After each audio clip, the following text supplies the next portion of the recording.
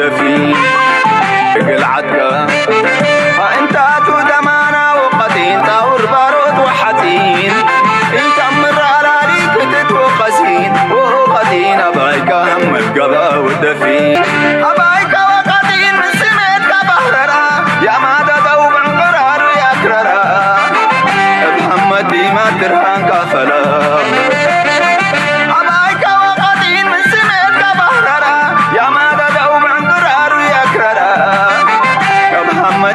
ترهان كفلا للتعلم كله من قال تعلم قلبك كاسنة تحسب تتحلم للتعلم كله من قال تعلم اقلعت كاسنة تحسب تتحلم واللي قبيل من كابز حد تتعشم يتتهكي حقايل بقوى الكرم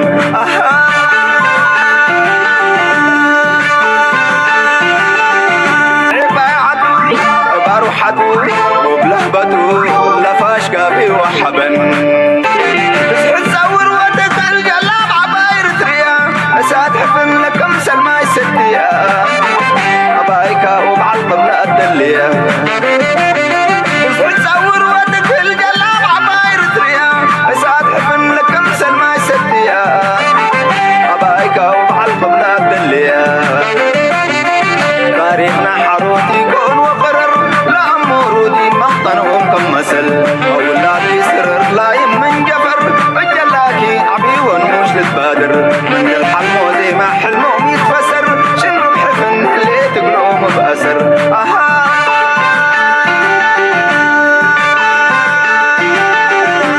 ريتريا مشاماتا اتقلبنا لتلم حادق واسر فارس انت وفارس عود التاسعكم تاريخ بدير حلفا بحبنو ويومتي انتقاك مطعنو سلام تخطاتلتنا هذا القناة كما تكونوا تبوكت كونوا ناي وتر تمنيتنان بحقنانيو لومون كم وتروا قداسن وانا وانت حسوتات حزنا لكم متينا لنا اقسام مودات انا اذا مدام سانا خطنوا بخبر نعدم لايك ناقبركم تو تقرأ تسمعوا اذا درفي احنا نقنا بالكم كم تسمعوا يفلت يعني يرترا غيرو وتقرد غيرو زجنجنان بخازة كيف درفي وتقرد زفلطه يفلطه نزي يرتراسي كمي غيري اوف كبلا زفتن unbelievable أبزي إذا ما تصدر فتاسي أنا أيتحسب لي ينبر أنا لازم أخو كريديت كوست هذا لأن قلنا هذا أزي فلوس الراحة يا أبزي بدأ ما تصدر فتات جست الدنيا سلوز غون كنا بخميم تقول له اسم I really love them ما بزحت زي حسابي فحيم زبلوا لي كم حرت عمان سلوز غون تم درفتات حنتقنا تحنتون كورا درنا يدلني بزخوني I'm sorry قرب زي وسيلة لكم أبزي The world is changing and we are witnessing historic moments every day. تاريخ فصامه معلتاوينا نرزا لنا لومي حدا قداسي زينا عندنا هنري حدا ترى يكون بزح قداسي هنري ناتو ازيو قلتي فزق عاير زلو كنتاتنا عالم سلو زلو we will see and I think if كان تقدف كرينا بتركز قاطمه كنتات زبلو زلو دونالد ترامب زقاطمو زبلو زلو كرينا مجمريا ግን ካብዝ ዓቢ ኣገዳሲ ጉዳይ ስለ ዘለና let's start with the عندي كبيد كنتات مزلو بونجمر And Ukraine and Russia have continued striking each other overnight. Ukrainian officials say 6 people were killed in the city of Zaporizhia. The Ukrainian President Volodymyr Zelensky said that Russia had used North Korean missiles in that attack. And in Voronezh in southern Russia, warehouses belonging to the online retailer Wildberries were struck by Ukraine. Our Ukraine correspondent Dan Johnson is in Kyiv with the latest. There was another intense round of Russian strikes on Ukrainian cities last night. There were air raids in Kyiv just after midnight. The sirens first. كم تسمعوا زلكم مالت معلتاوي كم زينا غيرنا هانتم صبغ لنا نورمال زربا خوينك سمع يخلي جن معلتاوي 100 درون كنزي ميسايل كنزي متقعت تخايل كبحال كلسي مستنكري حدا غزيسي دي ثيوري اوف فاميلياريتي بلو زخونه ነገር ሲልመድዩ زخونه ነገር እዚ ነገር እዚ ኣብ መጀመርያ ተዝኾነ ነይሩ ክንዲ ምንታይ ስምባደ መፈጠረ ነይሩ however ዝኾነ ነገር ምስ ግዜ ይልመድዩ ከም ኖርማል ይውሰድ እዩ ኢራንን ራሽያን ብዝኸበደ መንገዲ ንሓትሕደን ይተራረማ ኣለዋ ከቢድ ዝኾነ መጥቃዕቲ ብክልቲኡ ወገን ብክልቲኡ ሳይድ እዚ ጂ ኖርማል ካይኮነን ንኣብነሲ ኢራን ናብ ጆርዳን ወይ እውን ናብ بحرين توكيسا كبحال كله 22 ወይ 30 ወይ 40 ገለ ይዝብሃል ነይሩ ተበዚዑ ማለት ኣብ ገሊ 8 ገለ እዮም ዝብሉ ዝናይ ኣሜሪካን ናይ ኢራንን ስኮሚ ነይሩ ኣብዚ እኮ መዓልታዊ 100 200 300 ድሮንን ገለን ኢና ንሰምዕ ዘለና this is እቲ ማግኒቱድ ክበድ ወይ እውን እቲ ስፍሓት እቲ ብርትዕ ናይቲ መጥቃዕታትን ኩናትን ኣዝዩ ይከጅፍ እዚ ስለምንታይ ከምዚ ዝድለ ካቨራ ይረክብኒ ዘሎ ምክንያቱ ስለ ዝሰልችዎ ሰብ ዝሰምዖ ስለ ዝሰኣነ እቲ ኩናት ስለ ዝቐለለ ወይ እውን ኩናት ስለ ዝዛሓለ ኣይኮነን it's just ኣዝዩ ከቢድ ኩናት እዩ ዘሎ ጥራይ ዓለም ስለ ዝሰልችዋ ብዛዕባ ካልኣይ ድማ ዓለም ስለ ዝሰልችዋ ኣይኮነትን ዩክሬን ስለ ትሰዓር ዘላ ናይ ራሽያ ዓወት ኣብ ዓለም ክንገር ስለ ዘይብሉ ናው ኣብ ተቐሚ ሰሚዕኩም ኣለኹም ሓንቲ ሃገር ኣብዚ ኩነታት እዚ ወሳነ ተራ ትፃወት ኣላ ይብሉ ኣለዉ መን ያሳ Russia's war against Ukraine appears to be moving into a new phase. Ukrainian President Zelensky says that Russia used ballistic missiles supplied by North Korea in an overnight attack on the southeastern city of Zaporizhia. That attack killed at least 7 people. Ukraine says ከም ትሪእዎ ዘለኹም ናይ ሰሜን ኮርያ ኣስተዋፅኦ ኣብዚ ኩናት እዚ ኣዝዩ ወሳኒ እናኾነ ይመፅእ ከም ዘሎ እዮም ዝነግሩ ዘለዉ ዘለንስኪስ ከንስማዓዮ ንእሽተይ This is the first time in Russia's history that they no longer have a secure strategic rear. For the first time, they can't wage war without reinforcements from North Korea. They are now preparing to deploy an additional North Korean contingent on their territory. They've received, just imagine, additional ballistic missiles from North Korea. well, we are no longer ከም ትሪእዎ ዘለዎም ዘለንስኪ እንታይ ዝብል ዘሎ ራሽያ ኣብ ታሪኻ ንመጀመርያ ነዚ ኩናት እዚ ብደይና ክትመርሖ ስለ ዘይከኣለት ሓገዝን ልመናን ተትደልላ ናይ ራሽያ ናይ ሰሜን ኮርያ ሓገዝ ድማ ወሳኒ ኮይኑ ኣሎ ተወሳኺ ባሊስቲክ ሚሳይል ከምኡ ድማ ኣብ ገለ ፀብፃባት ከም ዝብልዎ ዘሎ ድማ ክሳብ 50,000 ሓድሽ ወታደራዊ ዓቕሚ ናይ ሰሜን ኮርያ ናብ ራሽያ ክኣቱ ከም ዝኽእል እዩ ዝበሃል ዘሎ እዚ ነገር እዚ ማራ ከቢድ ነገር እዩ ንዩክሬን ኤር ዲፈንስ ሲስተም ክህብዋ ይከኣሉን ኣለዉ እዩ ዝበሃል ዘሎ ስለዘይብሎም ምዕራባውያን ሃገራት ኣሜሪካውን ስለዘይብሎም ኣብ ልዕሊኡ ሰራዊት ክሕግዛ ዝኽእል የለን ኦፍኮርስ ገንዘብ ካብ ናይ ራሽያ ሰሪቆም ድዮም ካብቲ ናምፅኦም ገንዘብ መዓት ክበኻኽሉ እዮም ወረቐትን ገንዘብን ግን ኣፅዋር ኣይኮነካን እዩ ሰብ ኣይኮነካን እዩ ወታደር ኣይኮነካን እዩ ሚሳይል ኣይኮነካን እዩ ኤር ዲፈንስ ኣይኮነካን እዩ ሓብትን ክሰርሖ እዩ ዘለካ ወይ እውን ካብ ዝሰርሕዎ ክትገዛእ ኣለካ ሰሜን ኮርያ ኣብዚ ኩናት እዚ ኣብ ኩናት እውን ረብሓ ከም ዘሎ በዚኻ ትፈልጥ ኩናት እውን ንገሊኡ ከም ዘርብሕ በዚኻ ትፈልጥ ስለዚ ኣብዚ ኩናት እዚ ሰሜን ኮርያ መመሊሱ እና ሓየለ ይመፅእ ኣሎ ኣስተዋፅኦ ናቱ ድማ ነዚ ኩናት እዚ ምናልባት ወሳኒ ከይኮነ ይተርፍን እዩ ዘሎ It appears we're now talking about soldiers, missile crews, and battlefield experience moving between two countries with nuclear weapons. Joining me now is Jenny Town. She is a senior fellow at the Stimson Center and director of its Korea program and 38 North. She joins us again from Washington. Jenny, it's good to have you back onto the program. When you were with us on the 31st of July, the estimate was another 30,000 North Korean troops. Now Zelensky says as many as 50,000. He has not told us how Ukraine knows this. I mean, how seriously should we take that number? ሕጂ እንታይ እዮም ዝብሉ ዘለዉ ኩነታት ናይ መጀመርያ እዚአን ክልተን ሃገራት ዝተሓባበራ ዘለዋ ክልተ ኒኩለራውያን ሃገራት እዮም ራሽያ ኒኩለራዊ ሃገር እዩ ሰሜን ኮርያ ድማ ኒኩለራዊ ሃገር እዩ ስለዚ እቲ ዓለምና ናበይ ገፃ ትኸይድ ከም ዘላ ንክትፈልጡ ኢለ ኢንፋክት ኩነታት ናይ ኒኩለር ኣብ ከመይ ደረጃ በፂሑ ከም ዘሎ ነዛ ዘረባ ክኸልፈኩም እየ ኣብ ዝሓለፈ 30,000 ወታደራት ናይ ሰሜን ኮርያ ተባሂሎም ነይሮም ሕጂ ናብ 50,000 ደይብሎ ከመይ ትቁፅሪ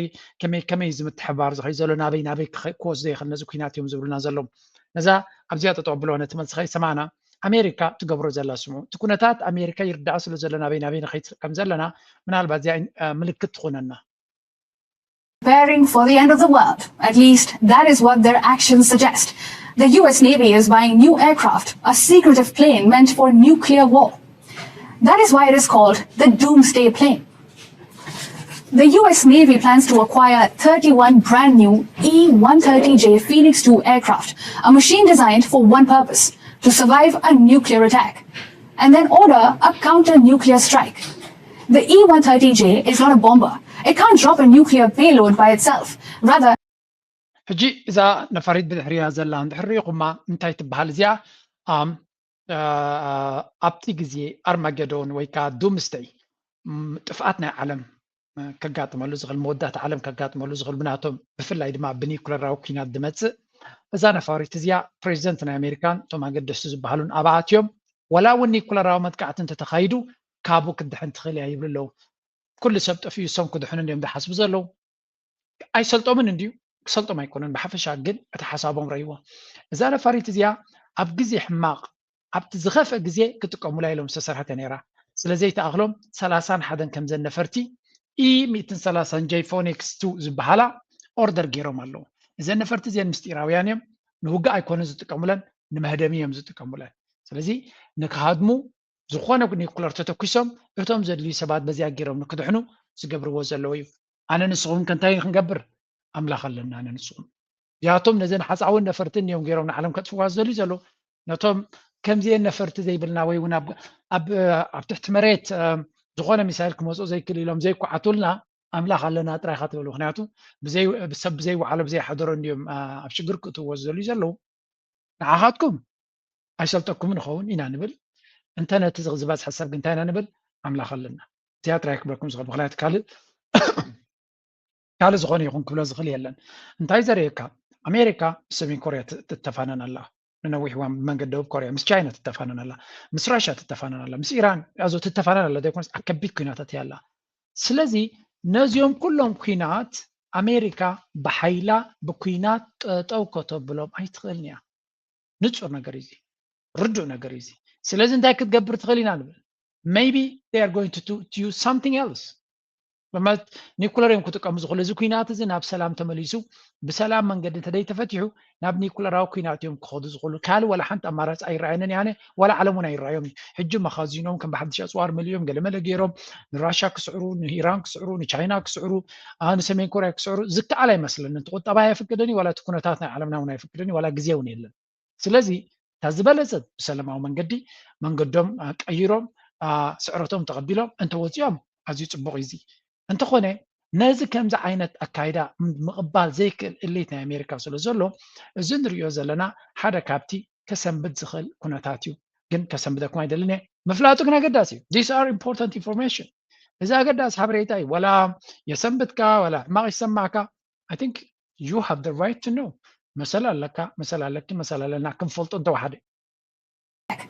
and then order a counter-nuclear strike. The E-130J is not a bomber. It can't drop a nuclear payload. The aircraft is a nuclear command and control center. It talks to America's submarines and it issues directions for a nuclear attack. So why is the US buying 31 of these aircraft? Is Washington preparing for a nuclear Armageddon? Let us first tell you about the plane itself. The E-130J ብሓፈሻ ከም ንሪኦ ዘለና ኣብዚ ነፋሪት እዚኣ ኮይኖም እንታይ ሽሚኦም ዝገብሩ ከም ትሪእዎ ዘለኹም ሚሳይላት እቲ ኒኩለር ካብቲ ሳብማሪን ዘሎ ኣብ መሬት ዘሎ ኣብዚ ኮይንካ ህሮም ኢልካ ነቲ ዓለም ተቃፅል ንስኻ ግን በቲ ዝግበር መጥቃዕቲ ኣይትህረምን ኢኻ ንነዊሕ እዋን ኣብ ሰማይ ክፀንሕ ዝኽእል ምዃኑ እዩ ዝንገር ኣብ ልዕሊኡ ድማ ካብቲ ኩሉ ፕላኔት ርዩ ኣብ ድሓን ዝኾነ ቦታ ክዓልብሉ ዝኽእሉ እቲ ኒኩለር ዘይበፅሑ ቦታ ርዮም ኣብኡ ክዓልብሉ ዝኽእሉ ወይ እውን ገለታት መንገዲ ማለት እዩ ፕሪቲ ሹር ንኩሉ ሲናሪዮታት ንሓስብ ኣለና ባህልቲ እንዲኦም ግን ድሓን ንካልእ ሰብ ኩሉ ጥፊኹም ንስኹም በይንኹም ክትነብረሉ ትኽእሉ ጉዳይ ይህሉ ድያ ይህሉን ንግዜ ንገድፎ ብሓፈሻ ኩናት ጀመርቱ ሳቶም ነቲ ኩናት ፈጠርቱን ደፋእቱን በዓላቶም ነቲ ኩነታት ዘበላሽው ዘለውን ዝፅይቑ ዘለውን ንሳቶም ተመሊሶም ድማ ንዓኻ ሽግር ክፈጥሩልካ ዝኽእሉካ ንሳቶም ምዃኖም ቁሩብ ተሓዝን እንዲኻ ግን ኤደይዝ ወረደይዝ እንታይ ምኽንብሎም ኢና ዝበሃል የለን ንሳቶም እዚያታ ተግባሮም ንዓለምና ከምዚያ ገይሮም ብፅብፅ የብልዋ ድሕሪኡ ድማ ካልእ ነገራቶም ካልእ ሽግርካ ክፈጥሩልካ ይጅምሩ ማለት እዩ ኤኒዌይ እዚኣ ምስ ምንታይ ከተሓዘልኩም ኢለ በቲ ዶናልድ ትራምፕን ናቱ ምሕደራን ዝኸድዎ ዘለዎ መንገዲ ተሪኻ በቲ ምስ ኩላቶም ዝገብርዎ ዘለዉ ንነፍሶም ንዝመፆም ዘሎ ጥፍኣት ካልኩሌት እናገበሩ ገለ ነገር ክገብሩ ይፍትንሉ ኢንፋክት ንግረ መንገድናሲ ገለ ይብለና ሓንቲ ሕፅር ዝበለት ቪድዮ ነይራ ብዛዕባ እዚ ኩነተ ዶናልድ ትራምፕን ምሕደራ እሳቶም ዝገብርዎ ዘለዉ ሲ ብሕፅር ዝበለት ትገልፃ ሓንቲ ቪድዮ ነይራትኒ እንተዝረኽባ ግን ክረኽባ it's going to be a little bit difficult because بزحي نايت حستوتات سلازلني it's going to be hard to find that video okay مسرح بقى كبلكم نحجكن ابتي زغط على السناتي كحلفيه okay where are we نغط لابزيا انت اسمعكم تاينتاي كم زولوبزي I think it's really hard to assess the number itself, and 50,000 seems very high, considering the casualty rates we've seen before, given how much attention they've placed on, trying to build the hero narrative, knowing that this is not a popular war to advertise inside North Korea. But certainly that cooperation is there, and more troops are being prepared to go. Exactly how many, I think, is still under debate, and we'll have to see. But some reports are estimating closer to about 20,000, or closer to what we saw before in the first deployment that the North Koreans had to Russia. Well, just the precise number. ሕጂ እንታይ ዝብሉ ዘለዉ ሓደ ኣብዚ ከም ትሪኦ ዘለና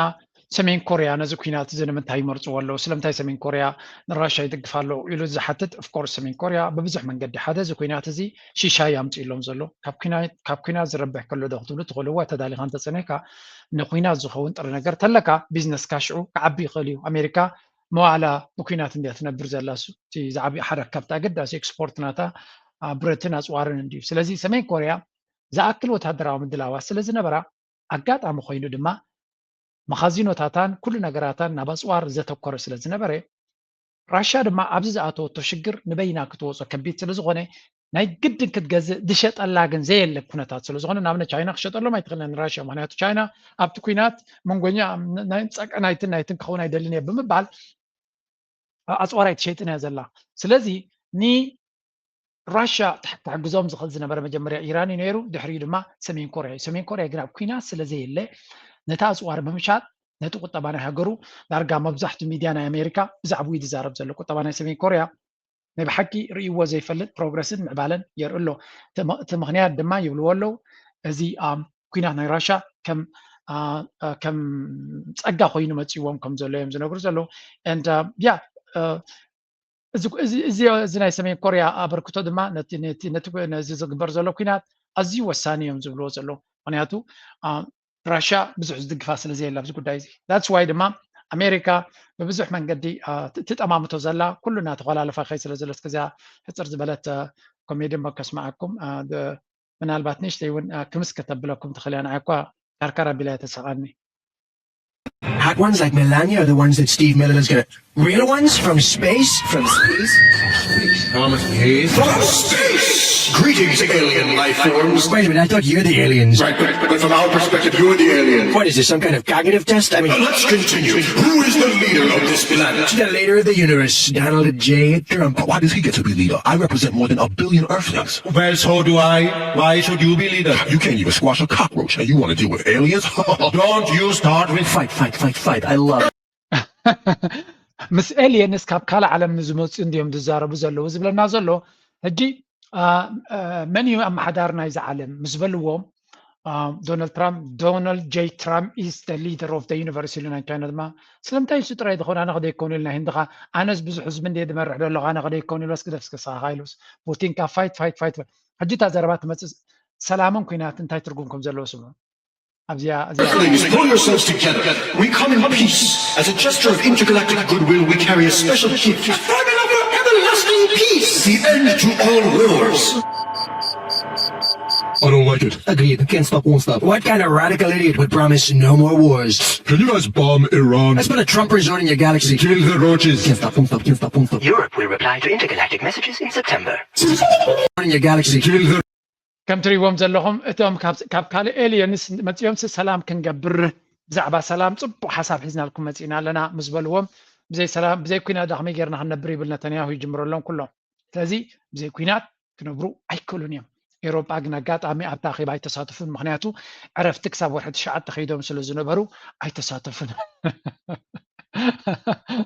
ኤሮጳ ኩሉ ግዜ ኣብሰንት እዮም ኣብ ከምዚ ኣኼባታት ኢሎም እዮም ደምፅዎም ጆክ በት ኢት ሃዝ ሰም ትሩዝ ኢን ኢት እዚ እቲ ሓደ ንሪኦ ዘለና ኣርእስቲ ኮይኑ ካብኡ ቀፂልና ናብቲ ካልእ ግንባር ዝግበር ዘሎ ኩነታት ድማ ክንሰግር Ruffling the country's military leadership, and experts say the promotion of more than a half dozen hardliners to top security positions suggests a more complicated picture for the U.S. The shakeup coming as President Trump says the U.S. and Iran are semi-negotiating. Tehran says no talks are happening at all. Both sides are demanding compensation now as a precondition for talks. Iran is also calling for the withdrawal of all American ሕጂ ኣብ ጉዳይ ናይ ኢራን ክምፃእ ከሎ እንታይ እዩ ዝግበር ዘሎ ንዝብል ጉዳይ ናይ ኢራን ናብ ሕማቕ ነገር ክኸይድ ከም ዝኽእል እውን ብዙሕ ዘተንብህ ኩነታት ንርኢ ኣለና እዩ ዝበሃላ እውን እዚ ጉዳይ ናይ ኢራን እውን ጽቡቕ ማዕዝን ሒዙ የለን እዮም ዝብሉ ዘለዉ ስለምንታይ እንድሕር ኢልካ ድማ ቢኮዝ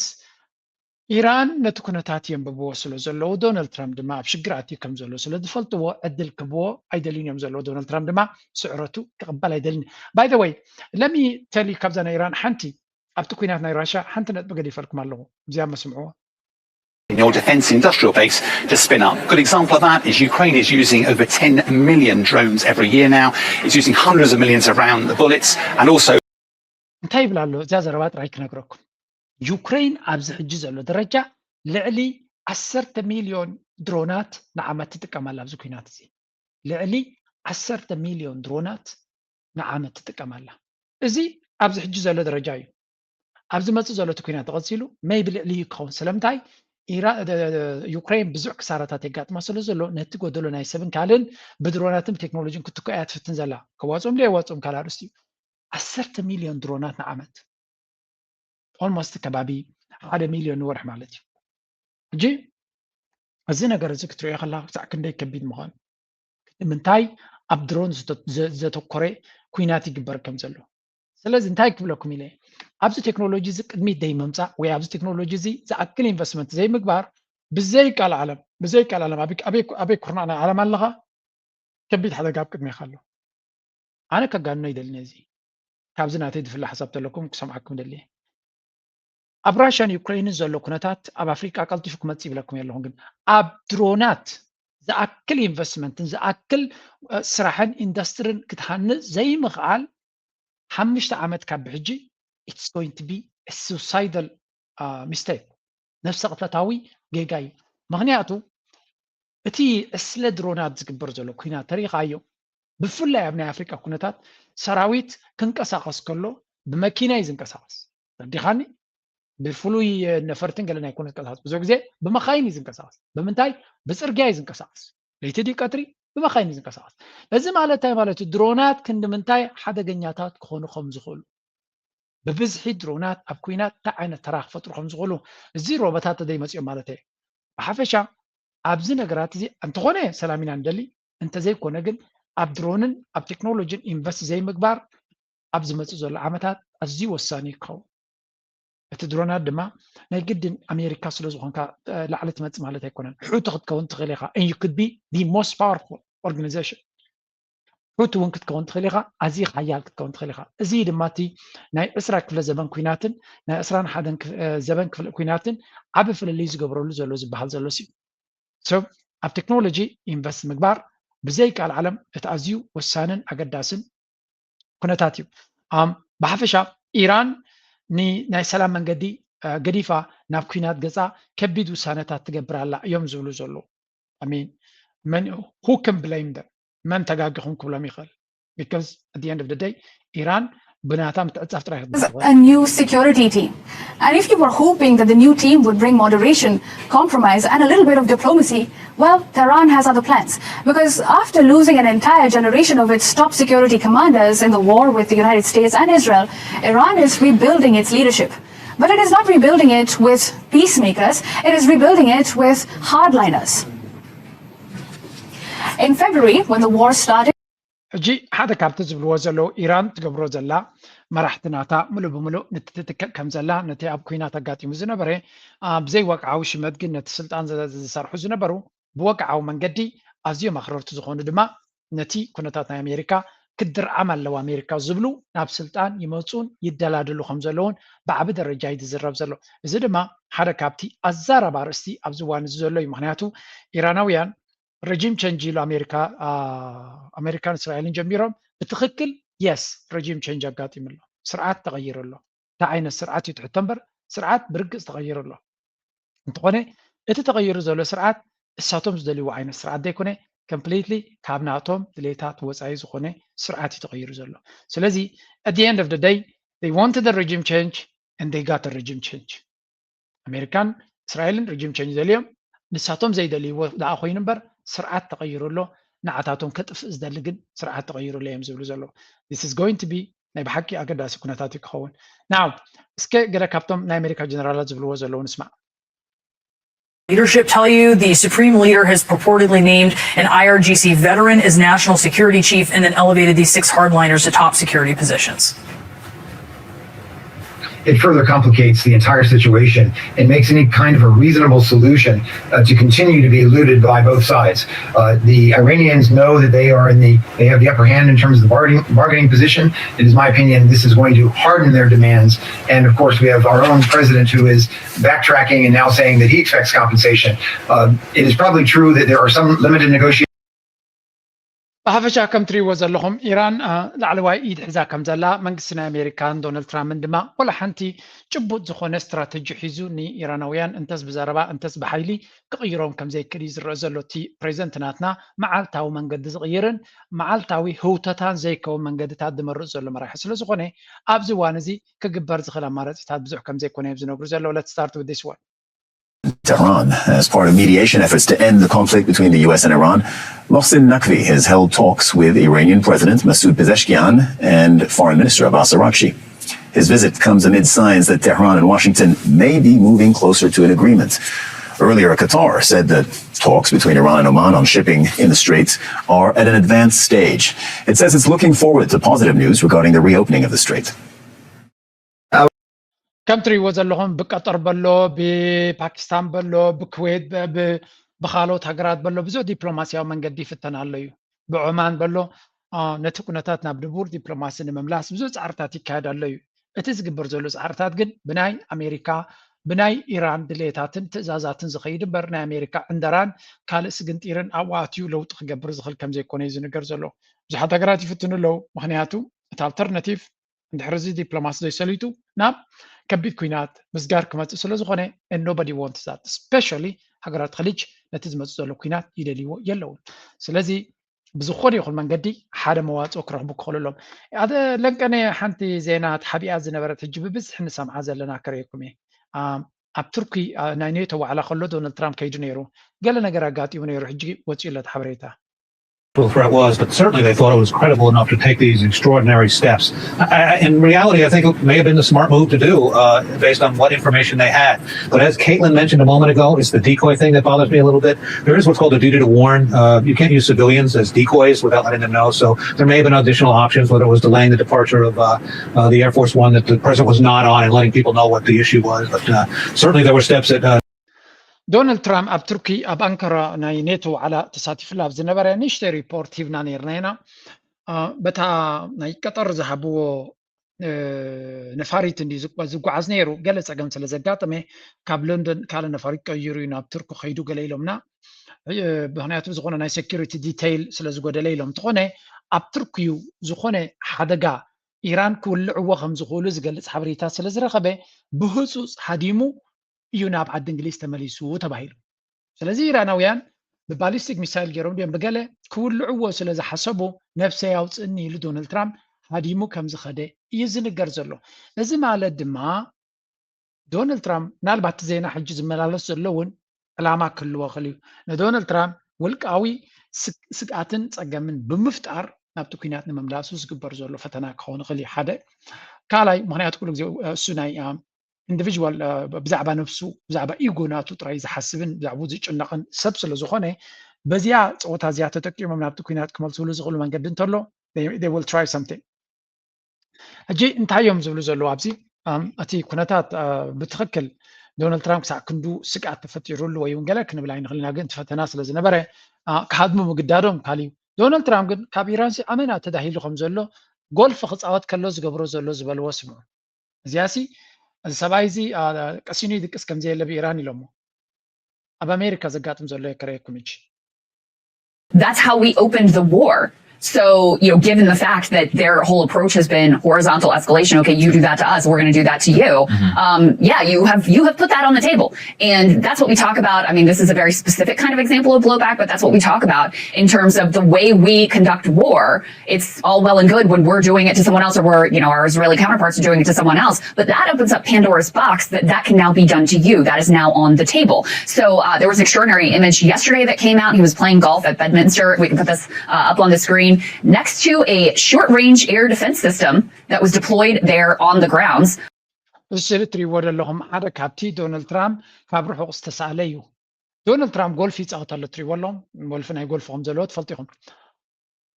ኣብ ናቱ ጎልፍ ቦታ ይኸፃወት መብዛሕትኡ ግዜ እቲ ዋይት ሃውስ ነብሱ ይኸፍል ማለት እዩ ኣብ ድሕሪኡ እንታይ ትሪኡ ኣለኹም ሾርት ሬንጅ ኤር ዲፈንስ ሲስተም ኣብ ውሽጢ ኣሜሪካ ኣብ ጎልፍ ኮርስ ኣብ ዝፃወተሉ ዘሎ ኤር ዲፈንስ ካብ ቀረባ መፅኡ ክመፅእ ዝኽእል መጥቃዕቲ ክከላኸለሉ ዝኽእል ኤር ዲፈንስ ኣብ ጥቁ ጠጠው ኢሉ ኣሎ what is next ኣብ ጥቃ ዓራቱ ኤር ዲፈንስ ክእትውሎም ወላ እንታይ ተታይ ደለበክር ኢና ንርኢ ዘለና ኣታ ኣብዚ ዓለም እኳ ሓደ ግዜ ኢኻ ትነብር ምንቲ ርእሱ 80 ገለን ረጊፁ ዘሎ ሰብኣይ ክሳዕ ክንዲዚ ዋይ በስመ ኣብ እንታይ እሞ ክንብል ኢና መቸም ሂወት ናይ ሰብ ኩሉ ማዕረ ከም ዘይኮነ በዚ ኢኻ ትርኢ ስለዚ maybe ክኸይድ ከሎ ኣብቲ ነፋሪት ናቱ ኤር ዲፈንስ ሲስተም ህልዎ ኸውን እዩ ምናልባት ኣብታ መኪና ናቱ ገለ ሚሳይል ዲቴክተር ወይ ገለታት ክገብርሉ ኣለዎም ክሳብ ክንዲዚ ኢራን ከተፍርሆም ምኻላ ኣብ ወሽመጥ ሕርሙዝን ከባቢውን ጥራይ ደይኮነሲ ኣብ ውሽጢ ዓዶም ክሳዕ ክንዲዚ ከተፍርሆም ምኻላ ዘገርመና ዘሎ ጉዳይ እዩ ግን ኩነታት ካ ክንሪኦ ከለና ካ ዘየገርም ኩነታት እውን ኣይኮነ ምክንያቱ ኢራናውያን ወታደራዊ ዓቕሚ ናይ ብሓቂ ኣደናቂ ደረጃ ክእለትን ብቅዓትን በፂሖም ከም ዘርኣዩ ኣብቲ ኩናት እቲ ስቂልካ ሸለሊልካ ዝስገር ኣርእስቲ ኮይኑ የለን ስለዚ ዶናልድ ትራምፕ ከመይ ተዳሂሉ ከም ዘሎ እዩ ዝነገር ዘሎ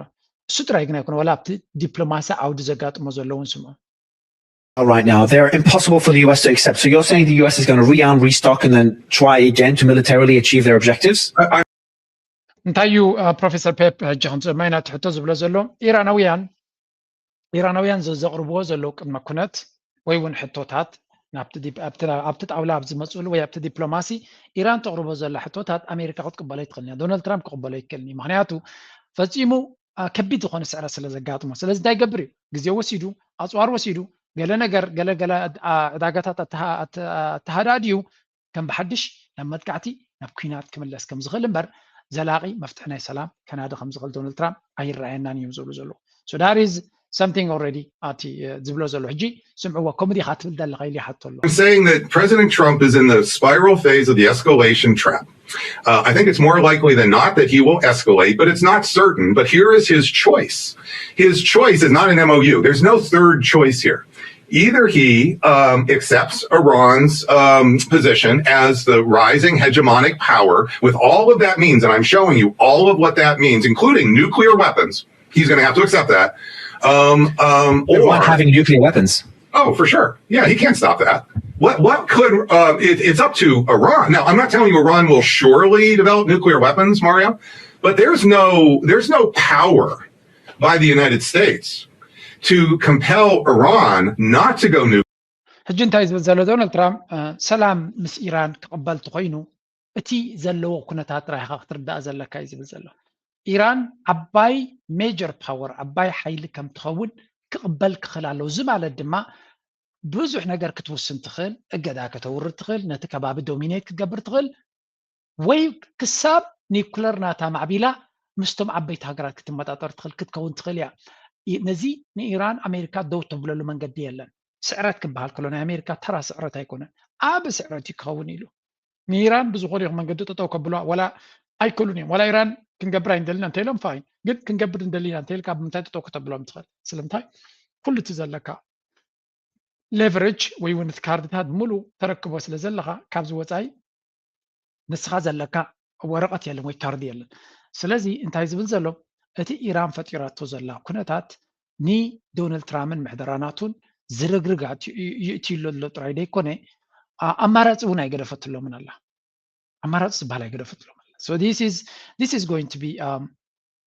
very important ንቕድሚት ክንጥምት ከለና ኣዝዩ ኣገዳሲ እዩ ክኸውን ኣብዚ እውን ኣብቲ ኣንተ ኩሉ ፋቢለኩም ነይረ ስምዕዋጅ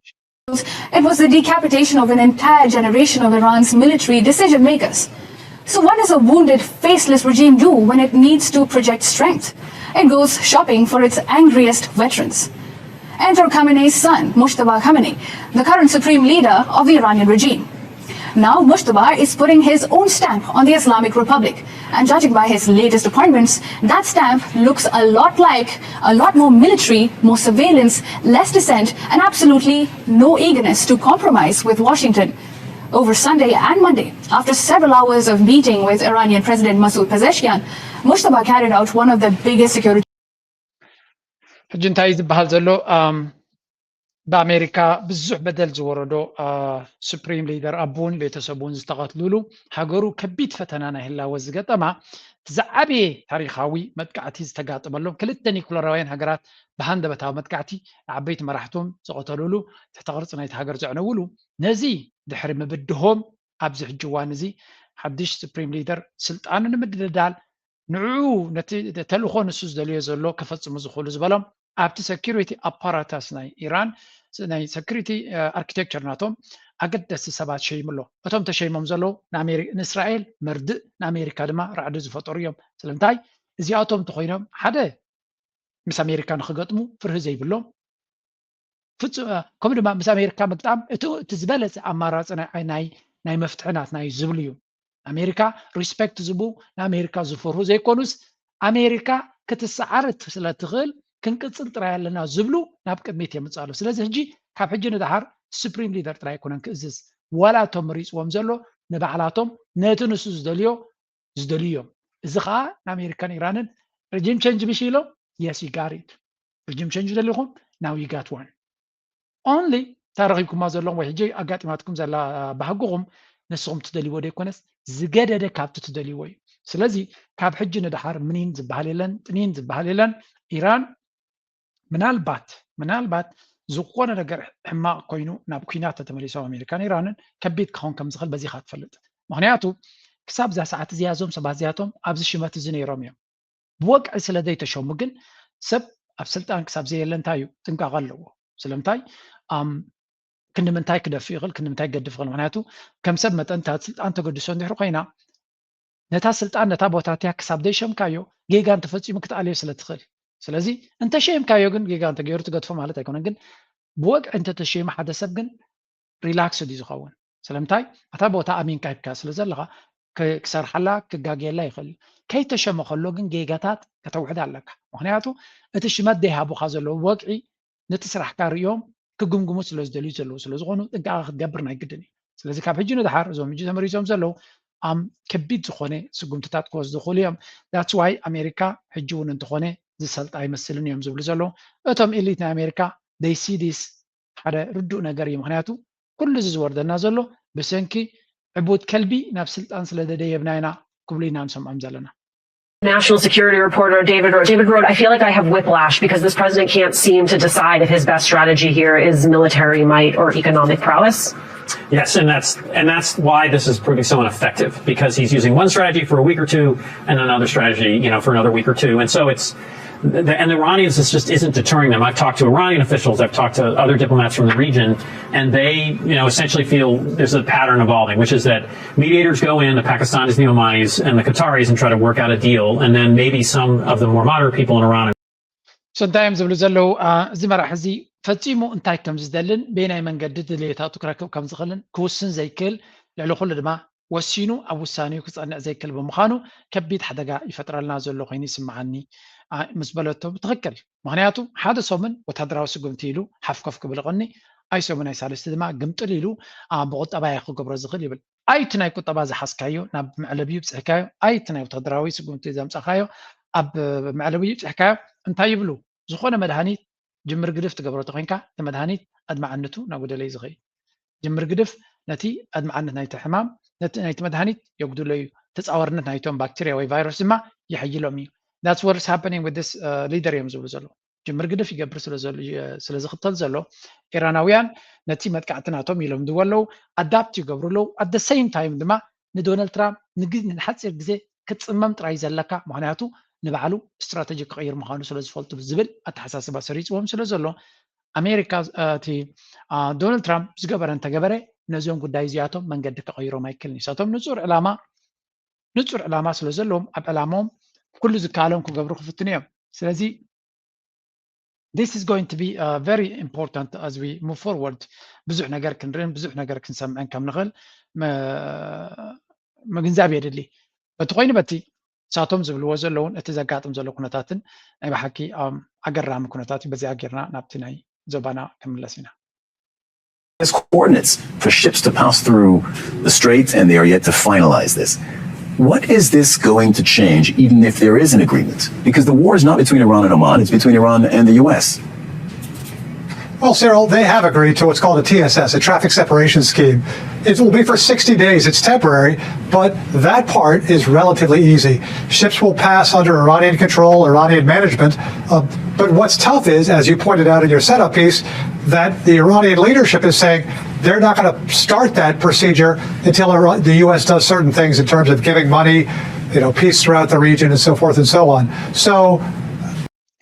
أجندايم زبل زلو زمس عمان زق بحال زلو زق كاي زلو زرب دوغلو دبلو دلو خن بعلخا انتاي ترجم من زبل ياس إيرانن عمانن ناب حدا قداسي منقصقاس نايت بحري نايت وش متحر مسترداديو مالوجن انتاي ترجم مالو مغنياتو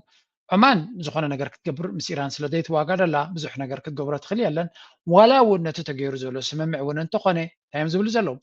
أتي تتغير زلو سممع إيران قد ما كنت على وانزك تتكبرت قينا نزي تسامعنا زلنا نوش متعرمس كن كفتت قينا كحساك وهبنا له زك وهبنا له زك وهبنا له زك وهبنا له زبل استفل عليك قد ما كنت حيزون قريبهم سلازلو there is no much that can be done أبزين أزين جرزين مقيار يمزول زلو سلازي بكل من قدي نرانا إننا نقرب زلنا دونالد ترامب doesn't seem زخونه مواضع وزر خبء مرحي أي مسل نيزلو إيرانويان دما بكونا تصبغ يرم مزميزم أبتات حمما بيلا جرم زيج أفاج فوزلو يمز مسلو حجي أزو كنا تاتزي كاب حرمز نابك أي بحرن نابك أرنا أفريقيا مسن سجر كنتاينري لايك أيتروسو. Now, Addis Ababa has blamed the TPLF-aligned forces for initiating the clashes. The competing claims have not been independently verified. But irrespective of that, the military presence on the ground is raising fears. Troops are moving, and residents are bracing for the worst. Reports suggest that residents in Alamata are particularly alarmed, as they say the numbers of soldiers has risen sharply. Alamata sits in the Raya Valley between Tigray and Amhara. It is a disputed area claimed by both. كم تريبوا زلهم أمم قبل سجنان تجراين كم دم أمحرة كبيت كوينات كم زخل ميدياتات قطالي شفنا زبوا زلو وارستي وخينو زلو بفلاي زي دبابا جنبار زبحال زلو برايا على ماطا زجبر زلو بدرونات التقنا مدقعت خمس جبري قال خمس بلو زلو علامات ناي سراوي تجراي ون كم زهرمي قبل السيفيل ون حدا جا خمسة ورده زي ما نتكونتات بوقعي بلتقنا بزبوتازي جمير وخمس زلون بدرونات جيرو نتك ما توزخل كونتات كفيلاوي كجودادل يفتن كم زلو يمزن أقول زلو ولا قا تمعربا ميديا بس أبزبس حد الرجال ناي بلتقنا ترخا والناراتيف يمرس انتلو تقول داي تجارو أبزوانزي نجار أبيدوم يزلا نجار أبيدوم يزلا تي أبي أحمد كقطفون كم زي كونه كمحروم كم زي كونه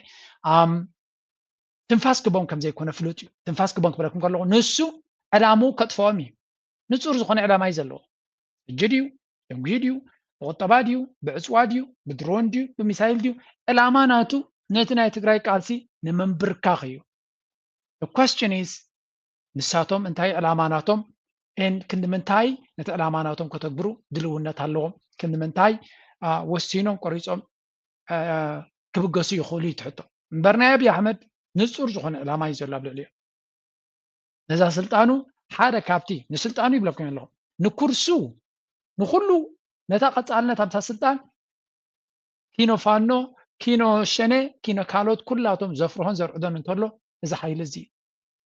إذا حيلنا يتقرايو سأزي حيلنا يتقراي وهود بزخونة من قدي بتحدث أمدوز بحال كميلو نات أساس رأي مسألو بعبيد ما توحد ودابة زلو حيل زلو حقوفاتنا يبلتقنا تبوغ يرز فلت حقوفاتنا يتوبيا زفلت نيتوبيا دما زم حدر زنبرا سلو زخونة شت أراتات ناتا كفلت زخل حيل سلو زخونة مقرات جنرال سلو زلو أي واقع زخل عقمون سلو زلو لعلو كل ما بيدفلتو نخواقع أخول تروف مغنيات فتيرو لهم سلو زلو إذا قد دايزيا نهو واحد كي عليه نهو واحد كي أطفى نقص كهون وين أبدارات كيلو ترى كنبرة كلمي هو حتى بناته حسب هو حتى تفيل لي من البات نتوم كالوت انتس بجنزب انتس بحيلي انتس بجلي ولا انتس أبتزل لو تطعم ببالون كدخمو مخالف كيف نشان يكون نفانو مالتي ني هو حد جن بزجير وزلو من جدي نعتاتهم زأكل أخول ترف مخنيات فتير لهم على أبرتع عنكوك على سوا لكل ما إتي مسير ترازر لو مزمدنا يلوز أمنوز لو كده دمان توسيركا that's going to be another level. سبسب يتتك تقلن ብቸኛ የህልውና ማረጋገጫ አድርጎ ሲወስድ ሰላም ለቡድኑ ህልውና እንደ ስጋት መታየት ይጀምራል። ይህ ከግማሽ ምዕተ ዓመታት በላይ ባስቆጠረው የሴራና የክፋት ታሪክ ውስጥ ከሰላማዊ የፖለቲካ ትግል ይልቅ ከጦርነትና ከግጭት ጋር ተጣብቆ ከታሪክ ስብራቱ መማር የተሳነው ቆሞ ቀሩ የህወሓት ቡድን ሌላኛው ማንነቱ ነው። የጽንፍ ኃይሉ ታሪክና አደረጃጀቱ ከዚህ የጦርነት አዙሪት አንጻር ከም ትሪእዎ ዘለኹም ኣብ ጉዳይ ናይ ጽምዶ ዘለዎም ኣተኩሮ ኣብ መዓልታዊ ገለ ካብቲ ሓደ ግዜ ዘይኮነስ ካብ ብዙሕ በቲ ፋና እንተደይ ወፅእ በቲ ኢቢሲ ኢቲቪዲ ወላ whatever the name is ብኸምኡ ዝወፅእ ኣዝዩ ብዙሕ ከምዚ ዓይነት ቪድዮታት ዝወፅእ ብኤኣይ ፕላስ እዛ ስእሊ እዚኣ ዛገለመለ እናገበርካ ዝቕፅል ዘሎ ጉዳይ እዩ። ብኻልእ እውን እቶም ካልኦት ሓይልታት ኩላቶም ተወዳዲቦም ይመፁና ኣለዉ፣ ተሓጋጊዞም ይመፁና ኣለዉ፣ ግን ኣይክእሉናን እዮም ዝብል ዘረባ ኸ ትሰምዕ። ሲሪየስሊ እቲ ናቶም ደሉዥን ንበይኒ እዩ። ኣብዚ ኻ ስምዕዎ ለንቀነ ሓደ ሰብ ተቐዲዱ ኣሎ ሻንሬላ ተበላሸ ወይ ዝመስል ኣብዚ ስምዕዎ መዓልታዊ ክቕደድ ዝውዕል ዘሎ አይኖርም የሚለው ነገር እኔ ትንቢት አይደለም የተናገርኩት። እኔ ወታደር ነኝ፣ ሁኔታ ገመግማለሁ፣ የኃይል ሚዛኑንም አያለሁ። ምን አቅም አለው፣ ምን አቅም የለውም፣ እንዴት ሊሞላ ይችላል፣ ከኋላ ማን አለ አያለሁ። ይሄን አይተ በቀጠናው የተሰባሰበውን ኃይል ምን ሊያደርግ ይችላል ብለህ ነው የምትገመግመው። ውስጡ ሳይጠራ እርስ በርስ እየተጠራጠረ በዛ ላይ ደግሞ የኢትዮጵያ መንግስት ነው ብቻ ያሸንፋሉ ማለት ሳትቀመጥ እግርን መዘርጋት ነው። ከም ትሪእዎ ዘለኹም እዚ ትሪእዎ ዘለኹም ሓደ ባጫ ዲ ዋላ ላግጫ ክርዳእና ዘይካለ ጀነራል ወታደር ኢኻ ይብሉ ኣሎ። ሶሪ with all respect እኳ ዘድልየካ ኣይኮነን ምሩኽ ኢኻ እስኻ ወታደር ነርካ ክትከውን ትኽእል ኢኻ ግን ምሩኽ ኢኻ ታሪኽካ ስንታይ የደይደፍርዋ እታ ሓቀኛ ክፋል ታሪኾም እዛ ጀነራል ደብፅሓትካ እኮ ዘፍረስካየ ግንባር ስለ ዘለካ ኣይኮን ማለት ኣብ ኩናት ናይ ኤርትራ እታ ዝዓበየ ጅግንነት ናትካ ብሂወት ተሪፍካ ኣብ ትሕቲ ሻዕብያ ወና ምሳዕሳዓይ ስለ ዝነበርካ ንሻዕብያ ድማ ብውሑድ እናሳዕሳዕካ ስለ ትፈልጦም እዚኣ ከም ሽመ ተቆፂራትልካ ጀነራል ደም ኣብፅሖምካ ላ ኮንሬል ኣይፈልጥን እየ ካብዚኣ ሓሊፍካ ንስኻ ዝሰበርካዮ ኣብ ዓሰብ ከም መራሕቲ ይኮነስ ከም ምክትል ኮይነ መፅየ ቤላ ገይሮም ኣላህዮምኒ ተጨፈጨፍነ ዝበልካ ስኻ ኢኻ እሳ እውን ከም ሽመት ተወሲኻትልካ ብያ መሰልጣኒ ብካ ኣምባሳደር ጌርካ ብገሪድ ካባኻ ዝበልፁ ስለ ዘየለዉ ኣብ ዓዲ ዕውራት ሓደ ዓይኑ ይነግስ ኮይኑ ሓንሳብ ኣምባሳደር ይገብረካ ኣሎ ፅንሑ ድማ ጀነራል ይገብረካ ኢትዮጵያ ቡቅዓት ጀነራላትን ወይ ወታደራት ዓቕሚ ከም ዘየፍረየት ትያው ኣብነት ብበዓል ባጫ ደበለ ከምኡ ድማ ብርሃኑ ጁላ ኢኻ ትሪኦ። ምክንያቱ እዚኣቶም ኣብቲ ዝሓለፈ ሰውራ ዝዓበየት ኣስተዋፅኦ ናቶም ሂወቶም ተማሪኾም ከትሕንዋ ዝኽኣሉ ስለዝኾኑ እዮም ነቲ ሰውራዊ ወለዶ ድማ ብቐረባ ከም ምሩኻት ክርእይዎን ኣብ ትሕትኡ ክበልዑን ክሰትዩን ዝኽኣሉ ስለዝኾኑ ካብ ካልኦት ንስኹም ትሕሹ እንተዋሓደሲ ኣብ ጥቃ ናብስ ከፍ ትብሉ ነርኩም ኢኹም ነቶም ኣናብስ ክንቀሳቐሱ ትርእይዎም ነርኩም ኢኹም ነቶም ጀጋኑ ምንቅስቓሳቶም ርኢኹማ ኢኹም ብርግፅ ብልሓቶምን ትብዓቶምን ክትመሃርዎ ይትኽእሉን እዮም ግን እንተዋሓደ ብቐረባ ርኢኹሞ ኢኹም ካብቶም ብርሑቕ ዝፈልጥዎም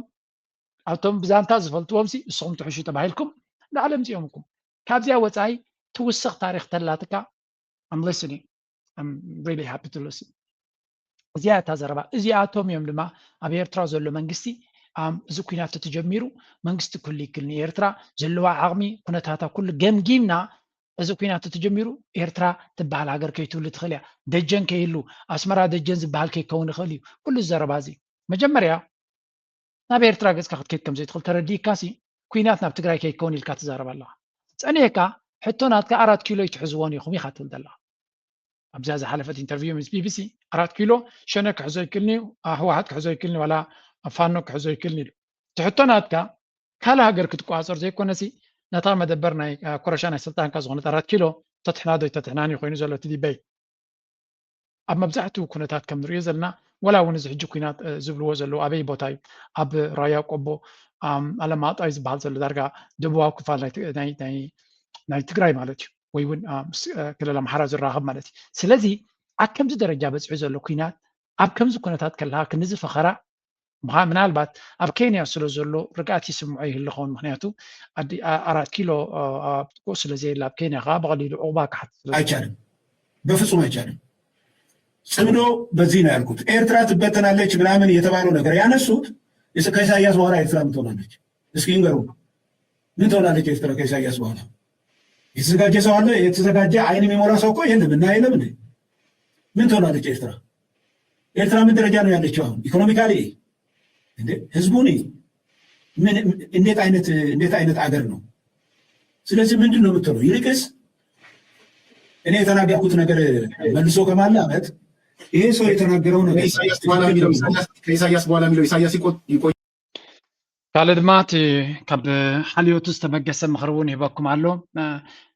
ኤርትራ ክትብተን እያ ዝበልክዎ ድማ ድሕሪ ፕሬዚደንት ኢሳያስ ኤርትራ ክትብተን እምበር ካላ እንታይ ምርጫ ክህልዋ ይኽእል እዩ ምክንያቱ እንታይ ምርጫ ኣለዎ መን እዩ እቲ ኣልተርናቲቭ ድሕሪ ፕሬዚደንት ኢሳያስ መን እዩ ክኸውን እንታይ እያ ክትከውን እቲ ሃገር ክመርሕ ዝኽእል መን እዩ ድልውነት ዘለዎ ዓቕሚ ዘለዎ ነቲ ሃገር ክሕዛዝ ዘሎ መን እዩ ስለዚ ቁጠባ ናታዊ ናብ ፅቡቅ የለን ኩነታት ናታዊ ናብ ፅቡቅ ስለዘየለ ድሕሪ ፕሬዚደንት ኢሳያስ እንታይ ክትከውን ትኽእል እቲ ሃገር ክትብተን ጥራያ ትኽእል ይብላ ኣሎ in your dreams ይብላ ብእንግሊሽ ኣብ ትሕልምናትካ maybe in your nightmare እቲ ሕጂ እቲ ፀላእትና ከምዚ ክንበዩ ከሎ ገለ ሰብ ኣሎ ግንፍል ዝብለካ ከግንፈላካ ናይ ግድን እዩ ፀላኢኻ እዚኣ እዮም ዝሓልማና ክንደይ ግዜ ነገረኩም እየ this is all they think of every time እዚኣ እታ ሓልምናቶም ታኡንኮ እታ ሓልምናቶም ክትሰልጦም ኣይኮነትን ጥራይ ዘይኮነትካ ንዓ ክፅበዩ እዮም ዝሓልፉ ኢህአደግ ነዚያ ነገር እዚኣ እናክትፀበየ ሓሊፉ ፋሕብትናት እዩ ብልፅግና ድማ ነዛ ነገር እናትፅበዩ እዚ ማለት ግን እቶም ካልኦት ሓይልታት ከምዚ ዓይነት ፕላን የብሎምን ኣብ ኤርትራ ኣብቲ መስርሕ ናይ ምስግጋር ናይ ስልጣን ሽግር ክፈጥሩ ፀገም ንክፈጥሩ እንቅፋት ንክፈጥሩ ይሓስቡ የለውን ይሓልሙ የለውን ኢሉ ዝድቅስ ኤርትራዊ የለን ኤርትራውያን ብግዴና ነዚ ነገር እዚ የተሓሳስበና እዩ ሓደ ካብቲ ከም ኤርትራ ኮይኑ ኣበርትዑ ዝትንክፈካ ነገር ተሎ ናይዚ ኩሉ ዋጋ ዝተኸፈለ ሃገር ምስግጋር ናታ ስሙዝ ክኾነላ ርጉእ ክኾነላ እንቅፋት ዘይብሉ ክኾነላ ትምኒት ናይ ብዙሓት ህዝቢ እዩ ምክንያቱ ጉሒላን ሰራቅን ለኽባጥን የጫፍር እዩ ዘሎ የጫፍር ከም ዘሎ ገንፊሉ እኳ ዝመፆም ዘሎ እዚ ከምስጢራዊ ዘረባ ኮይ ገንፊሉ ስለ ዝመፆም ዘሎ ጥራይ ዓቕሊ ፅበት ስለ ዝሓዞም ተተኪሱ ይወፁ ኣሎ እምበር ኢሊት ናይ ኢትዮጵያ ከምኡውን ወላ ናይ ኣሜሪካ ዝብለኩም ዘሎ ናይ ኢማራት that's all they think of ብሓይሊ ክገጥሞ ይክእሉ ነቲ ሻዕብያ ክስዕርዎ ይክእሉን እዮም ሶ ምናልባት ኣብቲ ምስግጋር ናይ ስልጣን ሓጓፍ ክፍጠር እሞ ነታ ነቃዕ ላምባ ቀስኪሶም ሓው ክእትውላ እሞ ነታ ሃገር ነዛ ኢትዮጵያ ኮይናቶ ዘላ ክገብርዋ ፍልልይ ግን ኣለዎ ነዛ ኢትዮጵያ ሓንቲ ነገር ክነገረኩም እየ ከመይ ኤርትራውያን ንሓዋሩ ኣብ ርእስኩም ክትሕዝዋ ዘለኩም I'm gonna give you one video ለንቀነ ብልፅግና ባዕሎም ዝገብርዋ ዘለዉ እዮም እዚኣ ስምዑለይ ከምዚ ኣብ ዓለም ኣይረአንን ድዩ ግን ኣብ ጎረቤትና ከም ዝረአ ክትፈልጡ ምንታ ንነቅሓት ኢለ አይነው ንብዙሓት ከተቆጣዓኩም እያ ግን ንስማዕ እያ Vladimir Putin's Russia really agree on much these days. ይህ ብዙ ይናገራል። ከጉባ ብስራቶች አንዱ የሆነው የኒውክሌር ፕሮግራም የማስጀመር ትልቅ ራዕይ በጠቅላይ ሚኒስትር አብይ አህመድ ሲበሰር እውን የማይሆን የመሰላቸው ብዙዎች ናቸው። ነገር ግን በአጭር ጊዜ የመንጨት ለሕክምና ለኃይል ማመንጫ ጣቢያ ለመገንባት ረጅም ጊዜ የሚወስድ እቅድ ለዚህ ፕሮጀክት ትልቅ ትኩረት እንደተሰጠውና በቀጣይ 5 ዓመታት ውስጥ ውጤት ሊታይ እንደሚችል ተናግረዋል። ገማ ኒውክሌር ተቋም ታስቦ የሚቀር ሳይሆን ይፈጸማል። አሁን ስለዚህ ፕሮጀክት ብቻ ልናወራችሁ አይደለም። ሓንቲ ብዚኣ ክስማዓኩም ሕጂ ስምዑ ኣብዚ They are working side by side on the rules. Donald Trump's United States and Vladimir Putin's Russia really agree on much these days. But in Ethiopia, they are working side by side on the rules for a new nuclear project. Moscow wants to build Ethiopia's first nuclear power plant. Washington is helping write the rules that will govern it. And Addis Ababa is turning that global rivalry. Just እዚኣ ዘረባ ስምዑ ለይ ንመጀመርያ ተጋጥም ዘላ ዘይኮነስ ብዙሕ ግዜ ዝደጋገም ታሪክ ኢና ንሰምዕ ዘለና ኣሜሪካን ራሽያን ፑቲንን ዶናልድ ትራምፕን ኣብ ብዙሕ ነገር ኣይራኸቡን እዮም እንተተራኺቦም ኣብ ኣንጻር ጋንታታት እዮም ዝራኸቡ ምስ ኢራን እቲ ድማ ምስ እስራኤል ኣብ ኩናት ናይ ዩክሬን እሱ ምስ ዩክሬን እቲ ድማ ኣንጻር ዩክሬን ኣብ ዝኾነ ይኹን ቦታ ኣብዚ እዋን እዚ ኣንጻር ሓጥዕድ እዮም ኣብ ሓንቲ ሃገር ግን ኣብ ሓንቲ ጋንታ ኮይኖም ይሰርሑ ኣለዉ ኣበይ ኣብ ኢትዮጵያ ንብልፅግና ኢትዮጵያስ ኒኩለር ስትራቴጂ أبز حلفة أبدي سابع حدا كونفرنس نايز نيوكلير استراتيجي ناتومون تخايد نيرو كلت يوم هجرات حبابيرو ني بلتسجنا نيوكليراوي ساعات نما منجاو من البات مسجزيو نابكالي شجرات نكخايدون كحجزوا خمس غلو تاي قبر له يبلغم موسكو رياكتور كونستراكشن موسكو نت رياكتور ناي إثيوبيا نمهنات يحجزال واشنطن ريجولاتوري اكسبرتيز واشنطن دما أبت ناي ريجولاتوري ويون حجتات أمنداف يحجز كم زلو أديس أبابا turns rivalry into a 30 billion leverage ስለዚህ ናይ ክልቲኦም ተጻቦ ብሓደ ኮይኖም ነቲ እንታሽሙ ክሰርሑሉ ተበጊሶም ኣለዉ ትብለኩም ኣላ into leverage for its own $30 billion national transformation. The Ethiopian Technology Authority held a consultation forum in Addis Ababa on the 4th of August to review draft regulations for future nuclear facilities. Representatives from the United States Nuclear Regulatory Commission, which oversees nuclear safety in America, and Russia's Rostechnadzor, the Moscow's nuclear and technological regulator, sat side by side at the high-stakes meeting in Addis Ababa. And Finland also took... So, ከምዛ ትሪእዋ ዘለኹም ክልቲኦም ኣብቲ ዝተገበረ ኣብ ኣዲስ ኣበባ ዝተገበረ ኣኼባ ወከልቲ ናይ ኣሜሪካን ወከልቲ ናይ ራሽያን ሳይድ ባይ ሳይድ ኮፍ ኢሎም ንመን ንምሕጋዝ ብልጽግና ኒኩለራዊ ፀዓት ንምምንጫው ክትሓባበርዎም ምዃኑ እጂ እንታይ ኢና ንርኢ ዘለና እዚ ታሪክ እዚ ነቶም ሓድሽቲ ወለዶ ኣሜሪካን ራሽያን ክልቲኦም ብልጽግና ኣብቲ ናይ ኒኩለር ጉዕዞ ክሕግዝዎን ክድግፍዎን ይደልዩ ከም ዘለዉ ራሽያን ቻይናን ድማ ኣበይ ይወዳደሩ ኣለዉ ኣብቲ ናይ ቢሾፍቱ ዘሎ ኤርፖርት ንምስራሕ ቻይና ካብ ነዊሕ ኢንቨስት ገይራ ነይራ ኣሜሪካ ድማ ኣብቲ ናይ ቢሾፍቱ ኤርፖርት ናይ 12 ቢልዮን ገለ ዝብሎ ዘሎ ኣብኡ ድማ ክትኣቱ ትደሊ ከም ዘላ ይበሃል ኣሎ ኩሎም ዞም ሱፐር ፓወርስ ኣብ ካል ሃገር ብሓደ ክሰርሑ ይደልዩ እዮም ኣንጻር እዮም ዝሰርሑ ኣብ ኢትዮጵያ ክኸውን ከሎ ግን ብሓደ ክሰርሑ ፀገም የብሎምን ሓድሽ ነገር ኣይኮነን እዚ ኣብ ግዜ ሃይለ ስላሴ ከምኡ ሃይለ ስላሴ ዝነውሐ ግዜ ናቱ ምስ ኣሜሪካን ምስ እንግሊዝን እዩ ነይሩ ሽርክነት ናቱ ሕብረት ሶቪየት ግን ብዙሕ ሓለፈታት እያ ትገብረሉ ነይራ ንደርጊ ምስ ሕብረት ሶቪየት ነቶም ምዕራባውያን ገዲፎም ይድበሃል ኖ ኣሜሪካ እስራኤል ኩላቶም ይሕግዝዎ ነይሮም ምዕራብ ጀርመንን ምብራቅ ጀርመንን ክልቲኦም ይሕግዝዎ ሰሜን ኮርያ ደቡብ ኮርያ ይሕግዝዎ ስለዚ እዚ ኢትዮጵያ ዝበሃል ሃገር እዚ ሃገር እዚ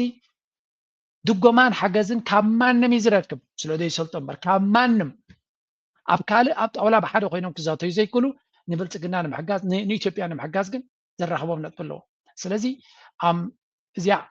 ከም ሓደ መወከሲ ንውሰዶ እዚ ሃገር እዚ ብዘየገድስ ወላ ባምቡላን ተመሪሕዎ ወላ ህበይን ተመሪሕዎ ናይዞም ሓይልታት እዚኣቶም ደገፍ ኣብይ ኣሕመድ ፍሉይ ናይ ዲፕሎማሲ ክእለት ስለ ዘለዎ ዘይኮነ ብመሰረቱ ሃገር ከም ዓይነት ኣድቫንቴጅስ ኣለዎ እዩ እዚ ስለ ዝኾነ ኤርትራ ክትሕይል ጥራይ ዘለዋ የሳብ ዲፕሎማሲ ክንሕይል ኣለና ኣብ ካልእ ዓውታቱን ክንሕይል ኣለና ግን ሓደ ግዜ እዚ ኣብ ጎረቤትና ዘሎ ሃገር ሕልፍ ዝበለ ዘይግብኦ ወይ እውን ብፃዕርካ እውን ክብፃሕ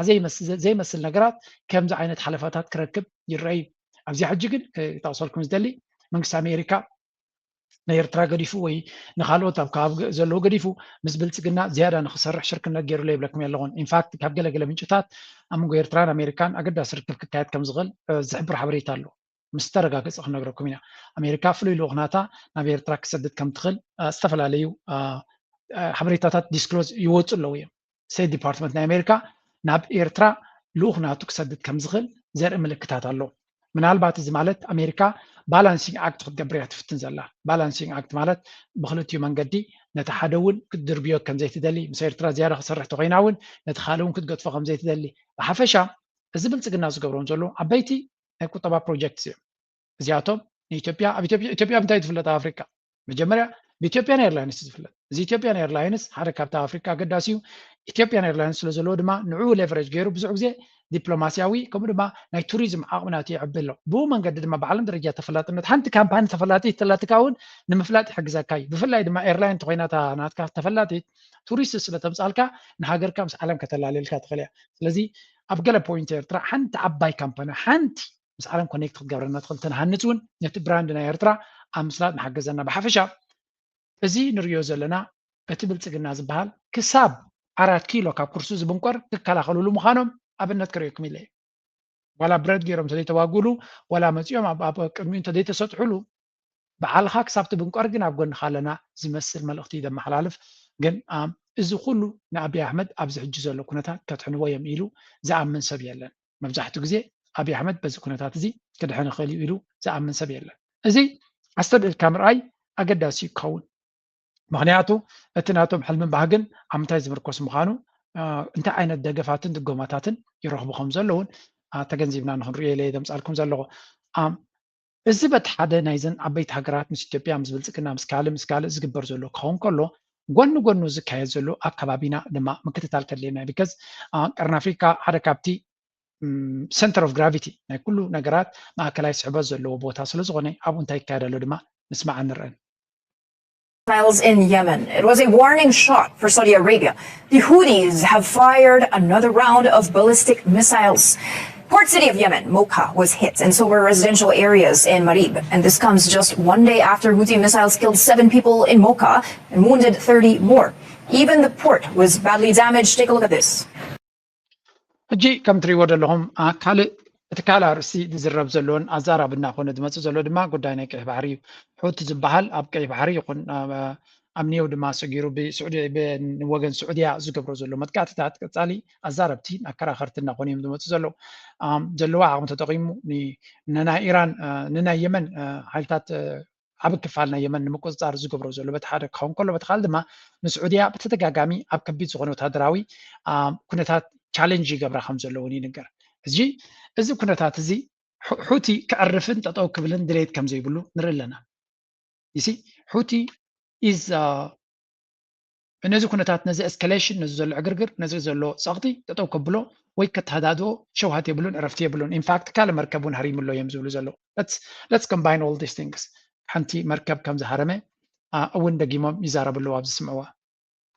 Breaking news that's coming in at the moment. 2 Pakistani nationals are dead after a Houthi attack on a commercial vessel in the Bab al-Mandeb Strait. Then another ship has been hit by a missile in the Gulf of Oman near Pakistan. And remember, this comes just days after Pakistan, Saudi Arabia and Turkey signed the landmark defense pact. The question, of course, is now getting harder to avoid. Will Field Marshal Asim Munir stay out of this war, considering the fact that now 2 of the Pakistan كم تري وزلهم أبزي أتي إيرا ناي حوت زبال حيلي مراقب أطالي حرمكم زلون ناي باكستان سبات كتقتلون كم زلون ما ينقرالو زي ما أكل نايتي من يخاطب له زي كنتات زي أيقونن سلوساو كيدان غيرهم نحوت كفراره إيران كفراره استحسب نجار تنيرو ناي سعودية مهرام تريدي كونس نباكستاناويان ون أوزلو كحرم كم زغالن سلازي challenge قبرهم كم زلون نازي لفنتزي ويون نايز كلان تغيرو زنبره كي تبقسه زعبي بدوناتو كم زخونه حوتي اوريدي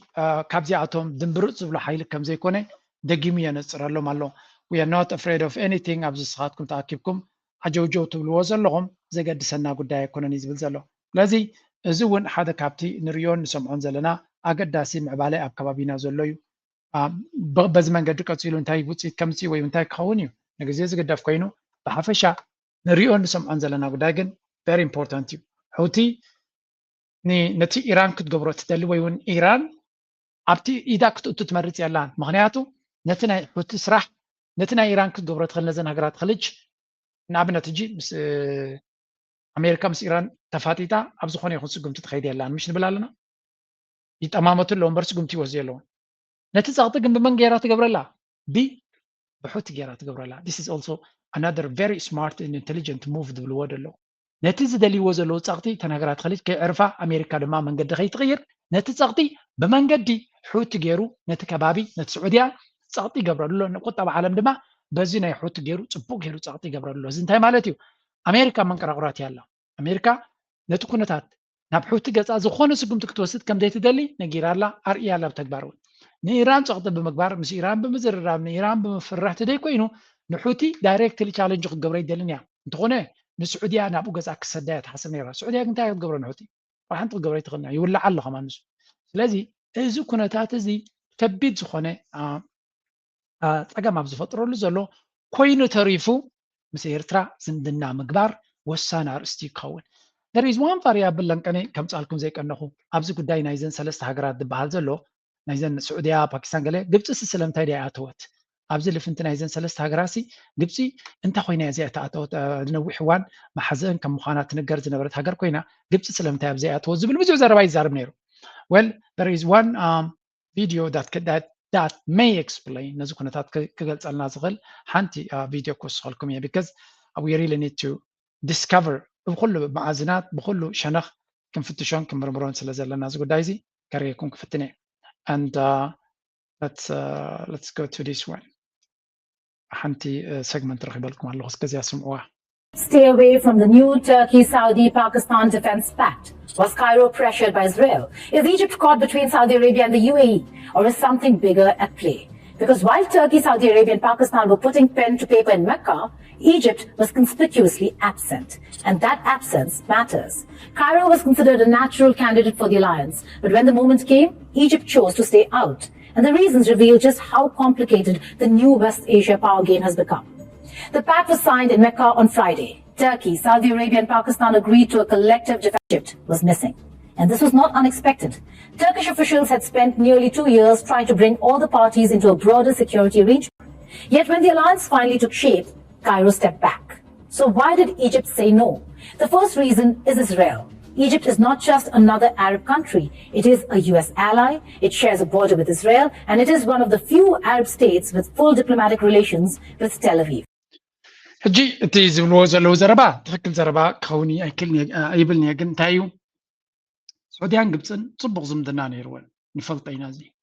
እሱ ጥራይ ግን ኣይኮነን ስዑድያን ግብፅን ናይ ሬድሲ ፎሩም ብሓደ ኮይነን ዘቆማ ሃገራት እየን ስለምንታይ ቀይ ባሕሪ ንክልትየን ዝምልከት ምስተን ኣብቲ ጎደቦ ዘለዋ ሃገራት ድማ ብሓደ ክንሰርሕ ንኽእል ኢና ዝብል ገምጋም ገይረን ዝኸዳ ዘለዋ እየን ስለዚ እዚ ጉዳይ ናይ ቀይ ባሕሪ ምስ ምዃኑ ከፊላዊ ጉዳይ ናይ ቀይ ባሕሪ ስለ ዝኾነ ንግብፂ ሲ ካብ ቱርክ ንላዕሊ ዝግባእ እዩ ነይሩ ግብፂ ኣብቲ ጉዳይ ትክታቱ ትኽእል ነይራ however the situation here is ሓደ ስዑድያ ኣብ ከቢድ ኩነታት እያ ዘላ ምክንያቱ ምስ ሑቲ ትፋጠጥ ስለ ዘላ ምስ ኢራን ትፋጠጥ ስለ ዘላ ስለዚ ኣብዚ ጉዳይ እዚ ብቐጥታ ናይ ግብፂ ዘሊልካ ምእታው ሓደ ንሑቲ መሊሱ ኣንጻር ግብፂ ክገብሮ ይኽእል እዩ ናተይ ገምጋም እየ ዝብለኩም እሶም ዝብልኹም ዘሎ ይኮኑ ምስ እስራኤል ዝምድና ስለ ዘላ bullshit I don't think so ምስ እስራኤል ኣብ ብዙሕ ይቀናቐኑ እዮም እሶም ሕጂ ምስ ስዑድያ ምዃን ንሑቲ ዳይሬክትሊ ኮንፍሮንት ትገብሮ ከም ዘለካ ጌርካ ውሰዶ and what is going to bring you ንሑቲ ዳይሬክትሊ ቻሌንጅ እንተጌርካዮ ባብኤል መንደብ you can forget it for a long time ስለዚ ግብፂ ኣብ ዙርያ ናይ ስዑድያ ብምእታው ሽግራ ክተብእስ እምበር ተምፅኦ ለውጢ ከምዘየላ ፈሊጣ ስለዚ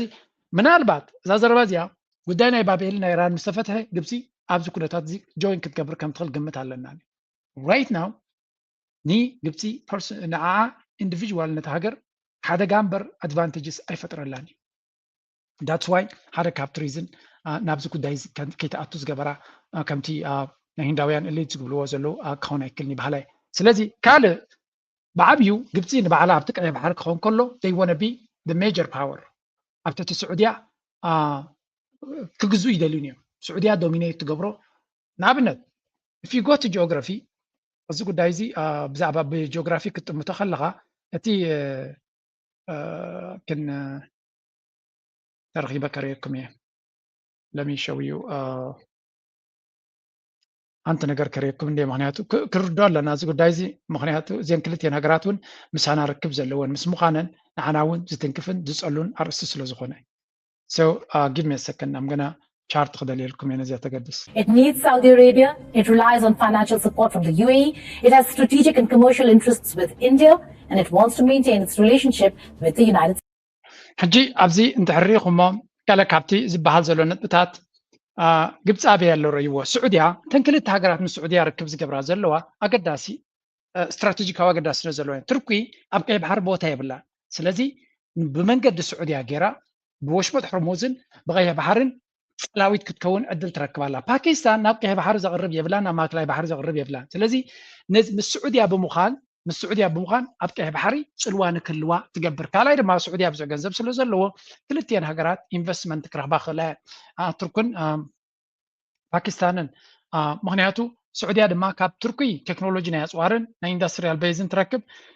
كاب باكستان دما نا نيوكلير شيلد تركب تخل سلازتين تملالاتين نجبت جن ولا مستركي أقداس زمدنا اللوا مشاركة اللوا مس باكستان رحوق بتأثرون يبلن بعرفش عجبت عبز قدايزي مس السعودية عم بمسقعة نيمارات ممكن تكسر سلطغل مس إمارات أقام تغييرات ما نتترعب زي لا دقوماتات نيجنزب يكون دقف كترعبون سلا زي تغل ብስዑድያ ዝኸውን ኩነታት ካብኡ ክታድም ስለ ዝመረፀት እያ ኣብዚ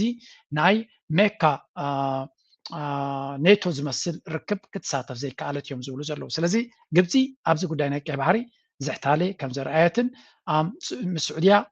ኣይተሰማምዑን ወይ እውን ኣይተረዳድኡን ክንብል ኣይንኽእል ኢና ግደ ሓቂ ግን ኣብቲ ጉዳይቲ ሙሉእ ብሙሉእ ክትሳተፍ ዘይምኻላ ንሱ እውን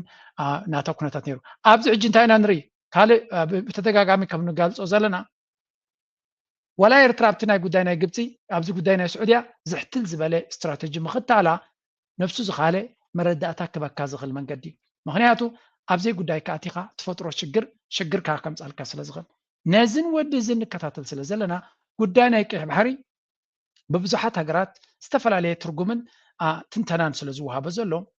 ኣብዚ ናይ ቀይሕ ባሕሪ ሑቲ ዝገብሮ ዘሎ ሑቲ ድማ ንኤርትራ ቀንዲ ጎረቤታ ምዃኑ ምስክልት ሑቲን ኤርትራን ድማ ኣብ ዝተፈላለየ ታሪክ ዝነበሮምን ናይ ምትሕብባር ታሪክ ነይርዎም ናይ ተዛቦ ቀጥታዊ ኩናት ነይርዎም ክንብል ኣይንኽእል ኢና ግን ሑቲ ንዓና ጎረቤትና እዩ ብዘይ ይገድስ ሑቲ ጎረቤትና ኢና ስለዚ ንሕማቕን ንፅቡቕን ምሳና መዳወብቲ ኣብዚ ጉዳይ እዚ ሕጂ ኤርትራ ናታ መርገፂ ትገብረሉ መንገዲ ኩሉ እዩ በቲ ኮይኑ በቲ ሕጂ ምስ ኣሜሪካ እውን ርክብ ክንገብር ኢና ኣሜሪካ እውን ምስ ኤርትራ ኤውሮጳ ምስ ኤርትራ ርክብ ክገብሩ እዮም ክበሃል ከሎ ንሑቲ እንታይ ዓይነት ፅልዋ ክገብረሉ እዩ ብርግፅ ኤርትራ መጋበርያ ናይ ኣሜሪካ ኮይና ኣንፃር ሑቲ ኩናት ንምግባር ክትተሓባበር ኢልና ክንዛረብ ኣይንኽእል ኢና ወላ እውን እቲ ምስ ስዑድያ ዘሎ ዝምድና እውን ተሪኻዮም ኣብ ከሎ ብታሕቲ ዝግበር ዘሎ እዩ ኤርትራ ኣብዚ እዋን እዚ ቀንዲ ኣተኩርኣ ነቲ ካብ ደቡብ ድመፃ ዘሎ ፈተና ዝያዳ ግምት እናሃበት ክትከይድ ትፍትን ዘላ ሃገር ትመስል ምክንያቱ እቲ ብደቡብ ዘሎ ፀገም ብደቡብ ጥራይ ዝብገስ ኣይኮነን ኣካል ናይ ቀይሕ ባሕሪ ኩናት ምዃኑ ብልፅግና ዝገብሮ ዘሎ ዕንደራ ን2-3 ዓመት ክገብሮ ዝፀንሐ ኩነታት ናብ ባሕሪ ንምምፃእ ኣጀንዳ ስለ ዘለዎ ምስ ሑቲ ካልእ ሽግር ምፍጣር ኣገዳሲ ይኮነን ወይ እውን ብዝኾነ ይኹን መንገዲ ኣርባሕኒ ኤርትራ ክኸውን ኣይክእልኒ ስለዚ ነቲ ብደቡብ ነቲ ናይ ሰሜን ናይ ባሕሪ ፀገማትና እውን ኣጀንዳ ገይሩ ናብ ከምኡ ክእትወና ዝደሊ ንዕዑ ፈሊኻ ዘድሊ ንዑ ኣይዞሌት ጌርካ ንዑ ፈሊኻ ክትዳኽመሉ ትኽእል መንገዲ ምፍጣር ኣገዳሲ እዩ ንኤርትራ ዳትስ ዋይ ድማ ኣገዳሲ ምዕባለታት ወይ ኣገዳሲ ዲፕሎማስያዊ ምንቅስቃሳት ናይ ኤርትራ ክረአ ዝኽእል ኣብዚ ኩነታት እዚ ንብሎ ዘለና ብኸመይ ቢካዝ ኣት ኤንድ ኦፍ ዘ ዴይ ብዙሕ ፀጋታት ኣለና ወይ ብዙሕ ተደላይነት ኣለና የግዳስ ማዕረቲ ተደላይነትና ኣብ ሰንኮፍ ዝኾነ ቦታኻ ስለ ዘለና ናይ ብሓቂ ጥንቃቐ ዘለዎ ውሕልነት ዘለዎ ምንቅስቃስ ከድልዩ ክንብል ንደሊ መንግስቲ ኤርትራ ድማ ኣብቲ ናሽናል ሴኩሪቲ ዛዕባ ብዙሕ ምኽሪ ናተይ ወይ ናይ ካልእ ዝኸውን ናተይ ግን ብዙሕ ምኽሪ ዝደሊ ኢለ ዝዛረበሉ ምክንያት የብለየን ኣብ ቀፂልና ጉዳይ ናይ ሱዳን እውን ኣዛራብና ኮነ ይመፅእ ኣሎ ብፍላይ ድማ ገስጋስ ናይ ሰራዊት ሱዳን gains against the paramilitary Rapid Support Forces. The government is signaling movement on the political front too, launching a national dialogue process to forge alliances with different groups. There's been widespread devastation with both sides accused of war crimes and attacks on civilians. ብሓፈሻ ኩነታት ናይ ሱዳን ድማ ነብሱ ዝኻለ ኣዛረባ ዝኾነሉ ዘሎ ብፍላይ ሰራዊት ናይ ሱዳን ሓያል ዝኾነ ግስጋስ ይገብር ከም ዘሎን ሞመንተም ሒዙ ከም ዘሎን ሞመንተም ማለት ድማ ይደፍእ ከም ዘሎን ኣብቲ ምጥፋእ ድማ እናሰለጦ ይኸይድ ከም ዘሎ እዚ ድማ መርኣያ ናይቲ ፅምዶ ብኩሉ ግንባራት ዝገብሮ ዘሎ ዓወታት ዝጎናፀፎ ዘሎ ዓወታት ዝኸዶ ዘሎ ምዕባለታት እንድሕሪ ኣተኣሳሲርካ ሪኢኻዮ ፅቡቕ ዝኾነ ውፅኢት ከምፅእ ዝኽእል ኩነታት ኢና ንርኢ ዘለና ስለምንታይ እቲ ፅምዶ ንክልቲኡ ሓይልታት ዘገልግል ነገር እዩ እንታይ ማለት እዩ ሱዳን ኣብ ከምዚ ኩነታት እቲ ብልፅግናን እቲ ዳዕመ ሰሪዕን ነንበይኖም ሽግር ኣብ ዘለዎ ግዜ ንሰራዊት ሱዳን ወሳኒ እዩ እንተዘየለ እቲ ብልፅግና ዝተፈላለየ ጌማት ተፃዊቱ ነቲ ዳዕመ ሰሪዕ ክድግፈሉ ዝኽእል ካልእ ግንባር በዚ ኩርሙግዲ ካልእ ፈቲሩ ካልእ ሽግር ብካልእ መንገዲ ፈቲሩ ንሰራዊት ሱዳን ኣካልእ ብድሆታት ክእትዎ ይኽእል እዩ ስለዚ ኢማራት ብኩናት ናይ ኢራን ተታሒዛ ኣላ ኢትዮጵያ ውሽጣዊ ኩነታታት ተታሒዛ ኣላ ስለዚ እቶም ካልኦት ገለ ክሕግዙ ይኽእሉ እዮም ክትብሎም ትኽእል ብዙሕ ክገብሩ ዝኽእሉ ይኮኑን ስለዚ እዚ ኩነታት እዚ ንሰራዊት ሱዳን ኣገዳሲ ሞመንተም ወይ ከዓ ናይ ምጥፋእ መድረክ ፈጢሩሉ ከም ዘሎን ነቲ ኩነታት ድማ ሰራዊት ሱዳን ንዑ ተጠቂሙ ይግዝግዝ ከም ዘሎን ፅቡቅ ዝኾነ ምንቅስቃሳት ይገብር ከም ዘሎን እዮም ዝነግሩ ብሓፈሻ እዚ እውን ነብሱ ዝኻለ ኣገዳሲ ምዕባለ ክኸውን ከም ዝኽእል ምግንዛብ ከድልየና እዩ ኤርትራ ኣብዚ እውን ምስቲ ኩነታት ብቐረባ ትከታተሉን ብቐረባ ዝፀልዋ ዘሎ ጉዳይ ምስ ምዃኑ እዚ ግንባር ናይ ምዕራብ ናትና ወይ ምስ ሱዳን ዝግበር ዘሎ ኩነታት እውን ኤርትራ ብርግጽ ብቐረባ ትከታተሎ ዘላ ርእሲ ክኸውን ከም ዝኽእል ፍሉጥ እዩ ኮይኑ ተሪፉ ሰራዊት ሱዳን ይደፋ ኣሎ ካብ ጠቕላላ ዓወት ንክረክብ ቀሪቡሎ ግን ክብል ኣይክእልን እየ so this is another dimension ናይቲ ኩናት ብክልቲኡ መንገዲ እናተሓስከያ ትኸይድካ ድማ ከምዚ ኢሉ ይተኣሳሰረልካ Both. Brea Valley sits right along the vital highway connecting. ስለዚ እዚ ናይ ትግራይን ከምዝን ኣብ ዘለወሉ ኩነታት እንታይ እዩ እቲ next move who's going to do what እንታይ እዩ እቲ ዝቕፅል ስጉምቲ እንታይ ክኸውን መን እንታይ ክገብር ይኽእል ብፍላይ ብወገን ብልፅግና ዝግበር ዘሎ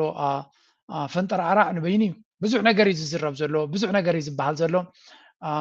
እቲ ክኸውን ዝኽእል ግን ንግዜ ክንገድፈይና ብልፅግና ንህወሓት በዘረባ ዝሰዓር መሲልዎም ቀጻልዮም ኣብ ገስጓስ ጦርነት ማብቃት ወዲህ የዓለማችን የፖለቲካ ትርክት የትብብር የፕራግማቲዝም እና የጋራ ብልጽግና መልክ ይዟል። ዛሬ ዓለም በአርቲፊሻል ኢንተለጀንስ ወይንም ኤአይ እና እጅግ በረቀቁ ቴክኖሎጂዎች እየተመራች ወደ አዲስ የእድገት ከፍታዎች እየተተኮሰች ትገኛለች። ይሁን እንጂ በሀገራችን የፖለቲካ ታሪክ ውስጥ ባለፉት 5-10 ዓመታት ጉልህ ስፍራ የነበረው ቆሞ ቀሩ ህወሓት የዚህ የዘመኑ የለውጥና የስልጣኔ ማዕከል ተካፋይ መሆን አልቻለም። ቆሞ ቀሩ ህወሓት ሲባል የዘመኑን የፖለቲካ ተለዋዋጭነት መረዳት የተሳነውና አሁንም ኣብ ዘመነ ኤአይን ገለን ቴክኖሎጂን ኣብ ንወናጨፈሉ ዘለና ህወሓት ኣብቲ ዝነበሮ ነቂፁ ስለ ዝተረፈ ብዙሕ ለውጢ ከምፃይ ከኣለን ብምባል ከም ዝትሪእዎ ዘለኹም ኤአይ ንፈልጥ ኢና ንምባል 10 ግዜ ከምዚ ዓይነት ስእልታት ብምምፃእ ነዚ ቀፃሊ ከም መግቢ ነቲ ህዝቢ ከም መግቢ እዮም ዝቕልብዎ ዘለዉ ነዘን ስእልታት እዚኣቶም በዚ ስእልታት እዝን በዚ ብኤአይ ዝግበር ዘሎ ኣጀንዳን ኮንዶኾም ብኸምኡ ትስዕሮ ነቲ ዝመፁም ዘሎ ፈተና ኮይኑ ዝስምዖም ዘለይ ዝመስል I'm really sorry እቲ ብልፅግና ናይ ክሳዕ ክንደይ ናይ ምጥፋሽ ናይ ሓሳባትን ናይ ስልትን ኣጋጢሞ ከም ዘሎ ኢና ንርኢ ዘለና ውልቲ በዚ መንገዲ እዚ ዘዋፅኣካ እንተኮይኑ ስዒርካ ደውፅኣካ መንገዲ መሪፅ ኣለኹ ትብል እንተለኻ ክንርኢ ኢና ብሓፈሻ እቲ ፅምዶ ዝበሃል ሓደ ካብቲ ቁርቁር ዘብሎም ዘሎ ስለ ዝኾነ ኣብዚ እውን ብኩሉ መንገዲ እዮም ዝዛረበሉ ዘለው እስከ ነዚ ንስማዕ እዚአን ሰለስተ እየ ክዛረብ ብጣዕሚ ብዙሕ ሓሳባት ይለዓል ነይሩ ብዙሕ ተሃት እውን ይለዓል ነይሩ ንኣታቶም ናብ ምባል ኣይኣቱን እንታይ ክብል ዝደሊ ናይ ካሊእ ዝኾነ ኣረኣያ ክህሉ ይኽእል እዩ ይሰምዑ እውን ኣለኹ ብናተይ ኣረኣያ ኣብ ዝሓለፈ ግዜ ህዝቢ ትግራይ ኩሉ ከቲቱ ኣብ ደገ ዘሎ ይኹን ኣብ ወፃእ ዘሎ ኩሉ ከቲቱ ዝገበሮ ቃልሲ ትክክለኛ ነይሩ ኢለ እየ ዝኣምን ምክንያቱ ኣብቲ እዋንቲ እቱ ህዝቢ ትግራይ ብቃልሲ ዝመስረቶ ናይ መጀመርያ ተቐመጠ ጉዳይ ናይ እዚ ጎንፂ እዚ ብናይ ኢትዮጵያ ፌደራላዊ ዲሞክራሲያዊ መንግስቲ ፌደራላዊ ሪፐብሊክ መንግስቲ ህገ መንግስቲ መሰረት ንፍታሕዮ ተባሂሉ ተቐሚጡ ሓደ እዚ እዩ ህዝቢ ትግራይ ብናተይ ኣረዳዳ ህገ መንግስታዊ መሰለ ይሕሊፈ ይብል ኢሉ ተዋጊኡ ፕሪቶርያ ድማ እንደገና በዚ ኣገና ንፍታሕያ ኢልና ተሰማሚዕና ሓንቲ እዚኣ እያ እታ ካልእቲ እዘን ዘጨቃጭቃ ዝበሃላ ቦታታት ክላዕላ ከለዋ ተጨቃጭቅና እታ ካልእቲ ከልዕላ ዝደሊ ነገር ሻዕብያ ዝምልከት እዩ ናይ ኢሳያስ መንግስቲ ሻዕብያ ምባል እውን ሓደ ግዜ ብትክክል ዘይገልፅ እዩ ዝመስለኒ ኢሳያስን ኣብ ጥቑ ዘለዉ ውሕዳት ሰባትን ናቱ ጉጅለ ብሓይሊ ዓፊኖም ሒዞሞ ዘለዉ መንግስቲ ናይ ካልኦት ወኪል ክኾን ዝኽእል ባዕሉ ክኾነ ይኽእልን እዚ እቲ ሓደ ዝስሓት ነገር ወይ ናይ ግብፂ ወይ ናይ ስዑድ ዓረብ ወይ ናይ ቱርኪ ወኪል ጥራሕ እዩ ክኾን ዝኽእል ካሊእ ክኾነ ይኽእል ንስኻ ኸ ናይ መን ወኪል ኢኻ ክትከውን ትኽእል እንታይ ኢና ክንብሎ እስከ ገለ ካብቲ ቃላትኩም ወስ በልብሉ ሕረ ሻዕብያስ ናይዝን በልካዮ ንስኻ ኸ ናይ መን ወኪል ኢኻ ትኸውን ዘለኻ እቲ ንዓኻ ገንዘብ ሂቡ መስመስ ከም ትብል ጌርካ ዘሎ ብርጋንካ ናይ መን ወኪል እዩ ዝኸውን ዘሎ ማለት እዩ ንዘበንኩም ብውክልናን ብተለኣኽትን ዝሰልችወኩም መራሕቲ ናይ መን ተለኣኽቲ እዮም ንስኹም ከ ወየናታን ሓማታ ዝበልዎ እዩ ድሓን ስምዕዎ ድሓን entertainment this is for entertainment purposes ናይ ኢሳያስ መንግስቲ ናይ ህዝቢ በዝሒ ይኹን ኣብኡ ዘለዎ ፖለቲካዊ ተቐባልነት ይኹን ብዝኾነ ይኹን መንገዲ ወኪል ኮይኑ ጥራሕ ጉዳይኩም ከፈፅመልኩም እዩ ዝብል ቀይሕ ባሕሪ ከም ውህብቶ እናርአየ ባብኤል መንደብ ክሕልወልኩም ይኽእል እየ እናበለ ይሕልዋ ይሕልዋን ኣብ ወይዝጊ ይፍለጦ እዚአ እናገበረ ክትዕሞ ከሎ ናብ ኢራን ይኸይድ ክትዕሞ ከሎ ናብ ኢምሬትስ ይኸይድ ምስኣቶም ተተባይሱ ገንዘብ ተዘይረኺቡ ናብ ስዑድ ዓረብ ይኸይድ ካብኡ ሓሊፉ ናብ ግብፂ ይኸይድ ወኪል ጥራሕ ክኾን ዝኽእል ከም ኣጋጣሚ ኮይኑ ግን እዚ ወኪል ጥራሕ ክኾን ዝኽእል ብባህሪኡስ ባዕሉ ክኾን ዘይኽእል ሓይሊ ብቀዳምነት ድማ ካብ ህዝቢ ኤርትራ ተነፀለ ሓይሊ እውን ስለዝኾነ ብሓይሊ ብጭቆና ዝነብር ሓይሊ ስለዝኾነ ካሊእ ወኪል ይፈጥር ደቂ ሹቕ ስለዝኾኑ ዓያሾ ስለዝረኽቦ ትግራይ ካሊእ ወኪል ይፈጥሩ ናይ ወኪል ይፈጥሩ እነ ደብረፅዮን ናይ ኢሳያስ ወኪል እዮም ኢሳያስ ባዕሉ ናይ ግብፅ ወኪል እዩ እዚኣቶም ድማ ነቲ ውክልና ሒዞም እዮም ዓዲ ከጥፎ ዝፍትኑ ዘለዉ እቶም ዓበይቲ ዓድታት ህዝብ ዘሎ ናይ ዓለም ኩነታት ኣብ ባብኤል መንደብስ ሁቲን እዮም ክቋፀርዎ መን እዮም ክቋፀርዎ ዝብል ዓብዪ ጭቅጭቅ ኣብ ዝለዓለሉ እዋን እቶም ናይ ዓለም ዓበይቲ ሓይልታት ኣብዚ ኣብ ዝዋስእሉ እዋን እንኳን ዶ ካብ ህዝቢ ተነፂልካ ህዝቢ ሒዝካ እውን 2 ሚልዮን ዘይመልእ ወይ 3 ሚልዮን ዘይመልእ ህዝቢ ሒዝካ ምስቶም ዓበይቲ ዓድታት ተዋጊኻ ቁም ነገር ክሰርሕ ይትኽእል ስለዚ ኣብዚ ከምዚ ዝመሰለ ጉዳይ ንትግራይ እውን ናብ ኢንሲግኒፊካንት ትኾነሉ መንገዲ እዮም ዝጎትዋ ዘለዉ ናብኡ እዮም ዘእትውዋ ዘለዉ እቲ ጀኖሳይድ ዝፈፀሙ ሳቶም እዮም እቱ ኣብ ትግራይ ተገበረ ውግእ ዋና ዲዛይን ዝገበሩ ሳቶም እዮም ኤክስኪዩት ዝገበሩ ሳቶም እዮም ከምቲ ሓንትዎ ዝበልክዎ ማእኸላይ መንግስቲ ናይ ኢትዮጵያ ኣብዚ ጉዳይ እዚ ዘልዕሎ ነገር የህሉ ይኹን ኣነ ዝረኣየኒ ኣብኡ ተፈጠረ ጉድለት ኣሎ ኢለ ይኣምን እየ ዝኾነ ይኹን ንሱ እቲ ዋና ግን ዲዛይን ገባሪ እዚ ጉዳይ ዝፈፀመ ናይ ሻዕብያ መንግስቲ እዩ እዚ ኣብ ልዕሊ ዝኩሉ ጉድኣት ዝፈፀመ ኣንትዎ ትገልፅዎ ነርኩም እንደገና ድማ ባዕሉ ጠጠው ክብል ዘይኽእል ከምዛ ትሪእዋ ዘለኹም ኣብ 4 ኪሎ ቤላ በሊዕካ ቤላ ሰቲኻ ንጉሆ ምሸትን ኣብ ማይክሮፎን ቀሪብካ ኩናትን ወረ ኩናትን ምስባኽ ፋሽን እዩ ተቐይሩ ዘሎ ዘበኑ ዘበን ተህዲድ ብተህዲድ ትስዕር ዝመስለካ ግዜ እዩ ዘሎ ኮይኑ ተሪፉ ከምኡ ክገብርዎ ድዮም ከምኡ ክኾነሎም ድዩ ክቕየር ድዩ ኣይቅየርን ድዩ ኩሉ ንግዜ ኢና ክንገድፎ እንተታ እዚኣቶም ዝብልዎ ዘለዎን ዝኸድዎ ዘለዎን ከምዛ ትሪእዎ ዘለኹም እዩ ኣብዚ እውን ብጀነራላት ናይ ህወሓት ተመሊሱሎም ናይ ትግራይ ተመሊሱሉ እዩ ዝበሃል ዘሎ ሓይለ ስርዓት ብልፅግና ከይጠፍአ ህዝቢ ትግራይ ብሰላም ክነብራ ይኽእል ክብል ተሰሚዑ ዋና ኣዛዚ ግንባር ምዕራብ ጀነራል ምግቢ ሓይለ ስርዓት ብልፅግና ኣብ ትግራይ 2013-14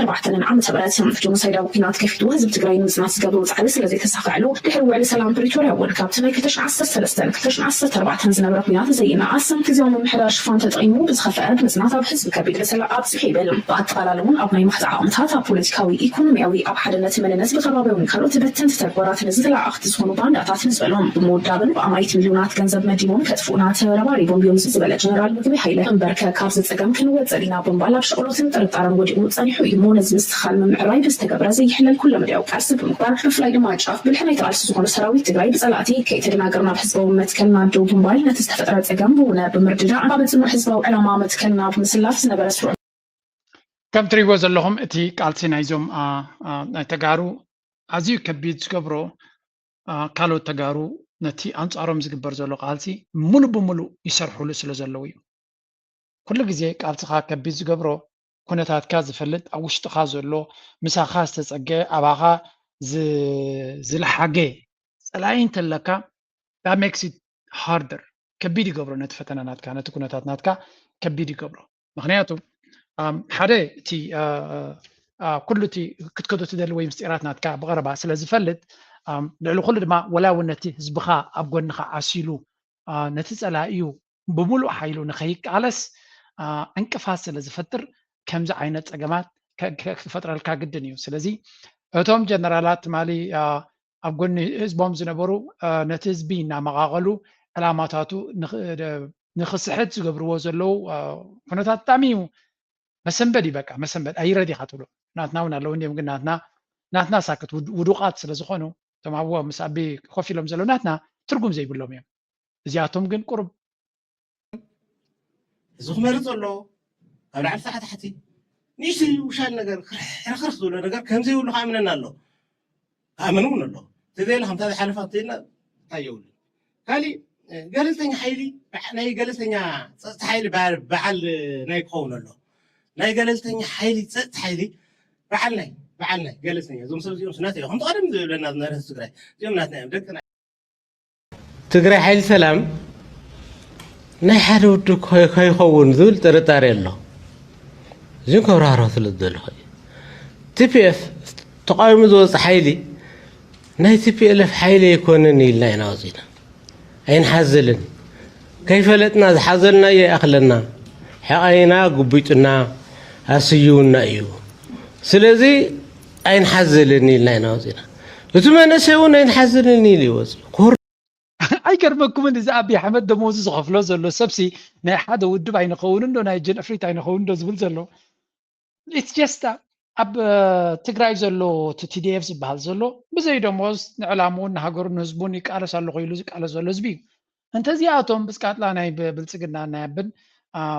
بمصاريف ناي ابي زنقساقسو زلو بليعم ستيوم امچو طنقرالا نابلو ززاربو زلو ناي حدا ودب باين خوننا ها بلصقنا كدي ودب دي بلصقنا ودب دي كونن انت ديتو بلصقنا زبال توس ገንዘብ ዘለዎ ከም ውድብ ኣይቆፀረን እዩ ገንዘብ ዘይብሉ ኣብ መኸቶ ዘሎ እዩ ከም ውድብን ከም ገለን ዝፍፅም it's just unbelievable this እዚ ፖለቲካ እኮ just ሕሱር ፖለቲካ ይውን እኮ ከምዚ እንቆዝ ዘለዎ ወይ ገለ ኣይኮነን just ሕሱር ፖለቲካ ኢና ንርኢ ዘለና ናይ ብሓቂ ዘገርም ኩነታት እዩ ግን እንታይ በሃል ዘለዎም that's why ድማ እዚ ኩነታት ናይ ዝዓዲ እዚ ከቢዱ ወይ እውን ከቢድዎም ከፊዎም ዘሎ ክንብለ ንኽእል ምክንያቱ قرب بحقلا خم زبال أو اشتخاذ له حيلي نعخذ فلتكا بغرب زبلكا أنصاركا كتنسو كله كفتر الكاز خلص أجم قليل كم زي كونه هي مرآية زياتو مالو مالتي ما نو يقول يلاچو مينو كإساياس بولا إفترا كفرسات إساياس بيقول يلاچو يفرسم مالنو بليلا نكاتب إساياس بابن إساياس بيقول يالطورنا تارلم አትሊስት እኮ አገሩ ለቆ ቢያንስ ማን ስሙ ሳህል ገብቶ ይድናል አይድንም አላውቅም። ጎረቤት ሀገር መሄዱ አይቀርም ከጦርነት መዳን አለበት። ከዛ በኋላ ምንድነው የሚሆነው ነው እንደ ድሮ አሁን ምሽግ ይዘን ከዛ በኋላ አፋቤት ላይ ዘራፍ ብለህ ታሪኩ ላይ ነው ከተገደለ በኋላ ናደው ዝን መሪ የሌለው አሸነፍክና አልክ። እንደዛ አይነት ነገር የለም። አሁን እንደዛ የሚዋጋ ሰው የለም። ዓለም ያመጣው ቴክኖሎጂ አለና የኔ አባባል ይሄ ነው። ከዚህ ተነስቼም ነው ይቅርባችሁ ይቅር። እኛ ኤርትራንም ምን አደረጉ? ከኛ ምንድን ነው የሚፈልጉት? ዛላምበሳ ገብተው ባንዲራ ይሰቅላል። ትናንትና እኮ ነው ያደረጉት። ዛላምበሳ ገብተው ከም ትሪእዎም ዘለኹም ሓልዮት ናይ ኤርትራ ዘለዎ ይመስሎ ኣሎ ብዙሕ ግዜ ክዛረብ ከሎ ድማ ንዝበዓል ኣፍዓበት ነቕፋ ነቲ ሓዲሞም ስናቕፋ ከይዶም ድዮም ኣብኡ ድዮም ድፋዕ ሒዞም ኣብኡ ድዮም ካብቲ ደጀኖም ተበጊሶም ዘራፊ ኢሎም ክመፁና ገለ መለ ይብላ ኣሎ እንታይ ማለት እዩ ካብ ኣስመራ እንድሕሪ ኣስመራ ተቆፃፂርና ወይ ገለ ጌርና ኣታ ክንደይ ህውትት እዩ ሰብኣይ ሰብ ተበደይ ክሳዕ ክንዲ ዝቐልል እዩ ማይ ጉድነስ ቀዳማይ ነገር ናይ በዓል ናቕፋ ናፍቆት ስለ ዘለዎም ከም ገለ ገይሮም ኣብቲ ግዜ ሰላም ከብፅሕዎም ነይርዎም ምክንያቱ ተዘክሮታት እውን ክህልዎም ይኽእል እንታይ ድኢልዎም ሓደ ነዞም ጀነራላት ምሩኻት ናትኩም ዝነበሩ ትዝፀሩ ዝሰርሕዎ ዝነበሩ ፅርግያታት ከይወድእዎ ብምምፅኦም ጣዕሳ ስለ ዘለዎም ከም ብሓድሽ ከም ገለ ጌርኩም ማሪኽኩም ኣይትምለሱልና ፕሊዝ ተደልዮም ፅርግያ ስርሕዎም ተደሊኹም ኣንደርግራውንድ ኣቑሑድዎም ከይተምፅኡልና ኢልና ሓደ ኢትዮጵያ ኣምፂልኩም ነይረ እዚኦም ምሩኻት ዝነበሩ እሳቶም በዝቢፆምና ዘለው ወሰድዎም ዓይኑ ደልዮም ኒና ሒዝኩም ደስ ዝበለኩም ግበርዎም ኢልና ማለት እንታይ ካብ ክትገብሮም ኢኻ እዚኣቶም ብሓፈሻ ግን ከም ንሪኦ ዘለና ሓደ ግዜ ብናትና ኩነታት በዓልካ ምሕረት ዝገበርካሉ በዓልካ ሓለፋ ዝገበርካሉ ኣንታ ከም ኤርትራ ዝጥለም ሃገር ሲህሉ ደኸውን እስከ ነገሩኒ is there any country ኣብ ዓለም ከምዚ ኤርትራ ዝጥለም yes of course ኢራን ብዙሕ ግዜ ከም ጥለም በዓል ኣሜሪካ ይንገር እዩ ግን ኤርትራ በዚ ጎረባብታ ብፍላይ ካብዚ ናይ ደቡብ ሃገር ዘጋጥመና ዘሎ ደምካ ይዘፍልሓልካ ንዓይ ደመይ ይዘፍልሓለይ 10 ግዜ ተደጋጋሚ ጥልመት 10 ግዜ ተደጋጋሚ ጥልመት ኣብ ግዜ ሽግሮም ካብ ሽግሮም ተውፅኦም ልክዕ ከምዚ ሓንቲ ምስላላይ ዝክራኔ ነተመልሲ ካብ ሽግሩ እንተድሒንካዮ ምንካሱ ክነኽሰካን ክበልዓካን ምዃኑ ፍሉጥ እዩ ቪድዮ ነይራትና ኣብ ዝሆነ ኣብ ካልእ ግዜ ከምፃልኩም እየ ኣንበሳሲ ኣብ ሓደ እስር ቤት ኣትዩ ነይሩ እያ ትበሃል መፅኡ ኣብቲ እስር ቤት ዓፅዮሞ ዝነበሩ ክፈቱን ኢሉ ይልምን ነይሩ ንጠል ለሚንዋ ንዓጋዜን ለሚንዋ ንካልኦት ለሚንዋ ተወፂኻ ክትበልዓኒ ዲኻ ስኻ ኣይከፍትን ኢለን ከይደን ኣብ መወዳእታ ንበጊዕ ምስ ሓተታ እንተወፂአ እሞ እንተከፊተካ እሞ ክትበልዓኒ ዲኻ ኢሎስ ኖኖኖ ኣይበልዓክን እየ ሶሪ ንዓኸ ኣይበልዓክን እየ በቃ ብጃኺ ክፈትን ኢልዋ በጊዕ ካህያዊት ስለ ዝኾነት ወይ ከዓ እሽው ስለ ዝበለት ከፊታቶ ኣንበሳ ድማ 2 መዓልቲ 3 መዓልቲ ስለ ዘይበልዐ ሶሪ ኣነ ጠምየ ኣለኹ 2-3 መዓልቲ ከይበልዓኩ ፀኒሐ ኣብዚ ከባቢ ድማ ዝብላዕ ስለዘየለ ሳዕርካ ክበልዕ ስለዘይክል ንዓኸ ክበልዕ ዝኽእለ ይተሓዘለይ ዋ ምሽ ቃላት ኢኻ ለይ በልዓካ ነልካኒ ወ ቃላት የልክየ ግን ሶሪ ተቃለይ ክዓፅፈ ጠምየ ስለ ዘለኹ ኣንበሳ ከም ኣንበሳ ዝኣመሰለ እንስሳ ድማ ቃል ኣይዕቅብን እዩ ቃልካ እትኽእል እምበር ቃል ኣይዕቅብን እዩ ኢልዋ ይበሃል ኣጋጣሚ በል ሕጂ እንድሕሪ ክትበልዓኒ ኮይንካ ኣብ ቅድሚ ሰብ ኣብ መሰኻ ኺርካ ኢኻ ክትበልዓኒ ነዚ ዛንታኻ ዝበልካዮ ሰብ እንድሕሪ ደጊፍዎ ካልኦት እንስሳታት ነዚ ስኻ ትብሎ ዘለኻ ኣንበሳ ቃሉ ኣይዕቅብን ኢሎም ተመስኪሮም ኢልካ ትበልዓኒ ትብሎ ኦኬ ኢሎም ኣኩልተ እንስሳታት ይኸዱ እቶም ዘዝረኣዮም ነብሪ ይረኽቦ ኣንበሳሲ ጠሚኑ ኣብ እስር ቤት ኣትዩ ነይሩ ኣይበልዓክን ኢልዋ ነዛ በጊዕ ምስ ወፀ ግን ኣንበሳ ስለ ዝጠመየ ቃሉ ዲ ክዓፅስ ዘሎ ወላ ክበልዓዩ ዘለዎ ይብሎ ነብሪ ክበልዓዩ ዘለዎ ይብል ዝብኡ ከምኡ ክበልዓዩ ዘለዎ ይብል መወዳእታ ሓንቲ እንስሳ እንታይ ምዃነ ዝክራኒ ታሕቶ ምስ ቀረበትሎም ኣነ ታሕቶ ይበርሃትለይና ኣላ ኣበይ ቦታ ኮይንኩም ኢኹም ከም ተዛሪብኩም ነይርኩም ኢላቶም እቲ ዘረባ እዚ ኣበይ ኮይኑ ተገይሩ ነይሩ ምክንያቱ ክሪኦ ኣለነ እቲ ዘረባ ከመይ ከም ዝነበረ ኢሎም ኣንበሳ ድማ ነቲ ብልሕናታ ስለዚ ትርድኦ ኦኬ በጊዕና ኣንበሳን እታ እንስሳን ከይዶም ኣብቲ ቦታ ምስ ረኣይዎ ኣበይ ኮይንካ ከመይ ኢልካ ኢሉስ ኣብታ እስር ቤት ኣትዩ ኣነ ብዚያ ነይረ እታ በጊዕ ድማ ብዚያ ነይራ እታ ዘረባ ድማ ከምዚያ እታ ዘረባ እስከድገምዋ ሕጂ ትብሎም እናተዛረበ ከሎ ነታ በጊዕ ትማዕፅዕፅው እያ ኢላታ ገም ኣቢላ ኣፅያታ ኣብቲ እስር ቤቱ ምስ ኣተወቶ ከምዚያ ሕጂ ኣብዚያ ቦታ ኮይንካ ጥራይ ክትርዳእካ ትኽልታ ጉዳይ ካብዚ ጉዳይ ስለ ዘውፃእትካ እንዲኻ መርገፂኻ ቀይርካ ዘለኻ ኣብዚያ ቦታ እዚኻ ምስ ተመለስካ ሕጂ ትብልሓትካ ተጠቀመሉ ትስስዕኻ ድማ ኣብዚያ ይዘምፅኣካ ኢላቶ ስለዚ ኤርትራ ኣገለ ፖይንት ነዚ ዛንታ እዚ ከተሰጋገር ክትክእል ኣለዋ ማለት 10 ግዜ መምሕረት ምስ ገበርካሎ ምስ ምሳሓታንካ መፅኦም ሽግር ዝፈጥሩልካ ኮይኖም at some point we have to say enough is enough ካብዚ ንላዕሊ ክንፃወር ኣይንኽእል ኢና ምባል ከድልየና እዩ ነዚያ ዘረባ እዚኣ ከም ዛንታ ነዚኣቶም 10 ግዜ ብምጥላም ትከትና ስለ ዘፅገቡና ንብሎ ዘለና ኢና ምሩኽ ክቕተል ኣለዎ ገለ ኣይኮነን ግን at some point ኤርትራ needs to figure out ካብዚኣቶም ናፃ ትወፅሉ መን ካብዚኣቶም በዚኣቶም ዳግማይ ፈተና ከም ዘይመፃ መፍትሒ ክትገብረሉ ተስፋ ንገብር ህወሓት መስለኪ ሻዕብያ ፀላኢና እዩ ወክነጥፎ ፍቃደኛታት ኢና ምሳሓ ኮይና ግን ቀዳምነት ህዝብና መለሳበቱ መደራደሪት ክትኮኖም ዝነበረት እዚኣ ኢሎም ድዮም እዩ ተረዲእና ንሻዕብያ ንሃርምና ኣይኮነን ኩሉ ዝግባእ የስ ህዝብና መለስናበቱ ቅድም ህዝብና መለስናበቱ ሻዕብያ ምህራም ግን ፍቃደኛትና ምክንያቱ ኣልዒልና ዝፈፀመ በደል ንሻዕብያ ክንጥፎ ኢና ናውን ዕድል ተረኪብና ሻዕብያ ንገድፎና ክብሉ ዝግብኦም ነይሩ እሳቶም ግን ህላውና ህላው ሻዕብያ እዮም ንባል ሻዕብያ እንተጥፊስ ንዓና ክመፀና እዩ ገለ ኣምባል እዮም ኣትዮም ከመይ ገለ ሻዕብያ ጥፊ ንዓኹም ክመፅ እንታይ ፈሊጡ ብግምት ንሻዕብያ መድሕንቶም ዘለዎ እተን ህወሓት ዝበሃሉ ስለዚ እቲ ጌጋ ንዓይኮነ ዝስማዓኒ ኣክንዲ ፅምዶ ምስ ሻዕብያ ፅምዶ ምስ ፈደራል ገይሮም ሻዕብያ ንምህራም ተሰማሚዖም መሬቶም ግን ቀዳምነት ሰሪዖም ወይ ከዓ ከም ትሪእዎ ዘለኹም ኣዲስ ኣበባ ስለዘይተዓደመ ሕጂ ንበሪለይ ከመይ ኢልኩም ፅሒፍኩምለይ ነይርኩም ተቃውሞታት ዘርኢ ዘሎ ኣብታ ጉዳይ ናይ ዓሰብሲ ኣብታ ናይ ዓሰብ ኣብታ ናይ ኣዲስ ኣበባ ትግበር ዘላ እንጌራ ስለዘይዓደምዎ እዩ ኢሎምኒ ወይ እውን ካብ ኢማራት ወፂኡ ዘሎ ባጀት ስለ ዘሎ ኣብታ ዝበልዕዋ ዘለዉ እቶም ካልኦት ኣወቶም በላዕቲ ውዳቕ ዝበልዕዋ ዘለዉ ኣብኣ ስለዘይተዓደመ ዝመፀ ዘረባ እዩ ኢሎምኒ ናው ኢት ሜክ ሰንስ ፐርፌክት ሰንስ ሳ ከማቶም ተሓንጊሩ ክዕወት ዝደሊ እዩ ተሓንጊርካ ትረኽቦ ዓወት ከምዘየለ ግን ተፈሊጡ ኣሎ ስለዚ ከም ትሪእዎ ዘለኹም ንሻዕብያ እንታይ ክግበር ነይሩ ሻዕብያ ክጠፍእ ኩሉ ግዜ ከምኡ ትሕልሚ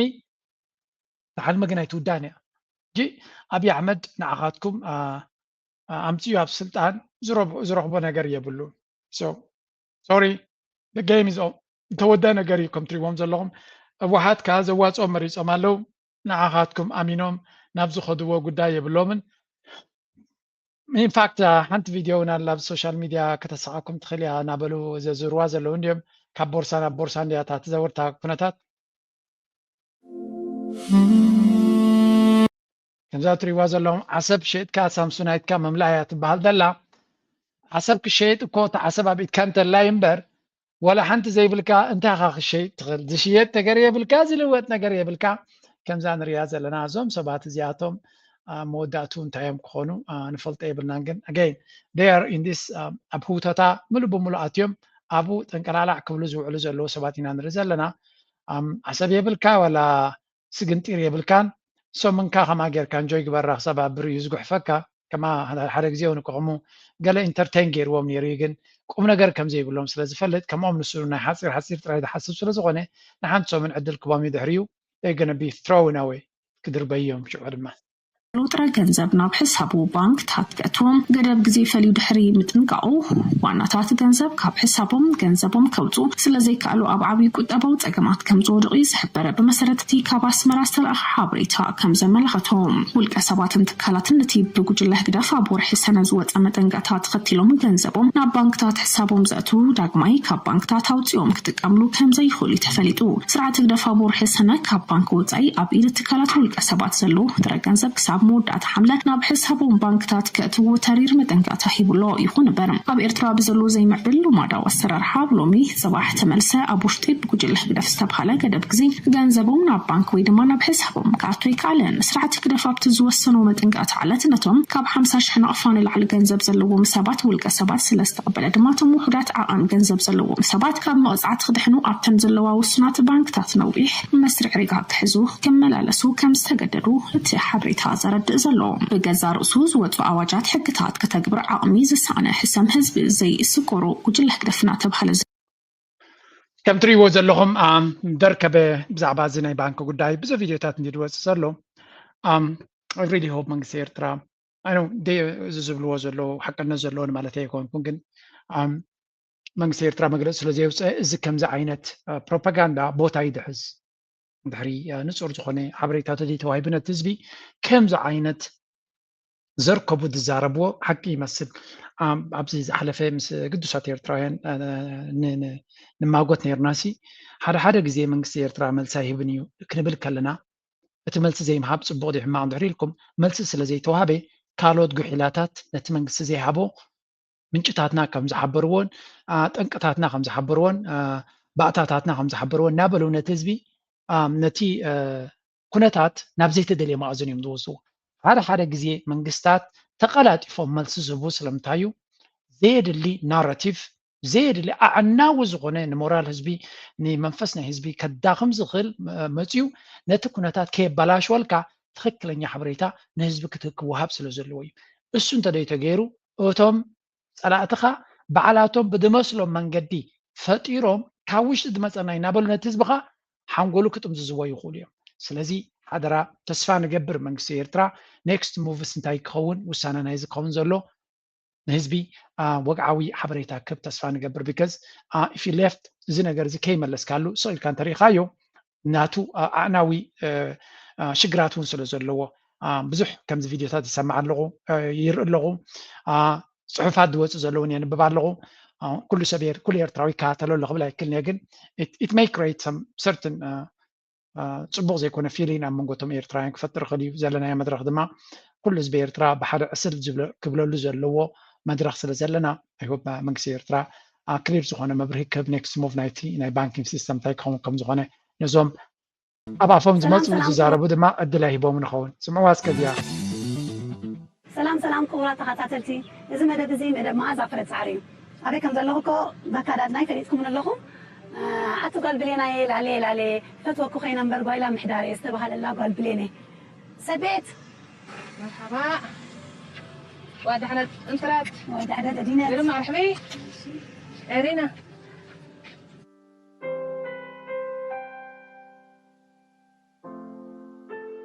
نزا فيديو زياسي حدا سبي سديد اللي ريا كاب زيادة دقيق زيا كاب 10 دقائق إلى سديد اللي أنت let's see حجة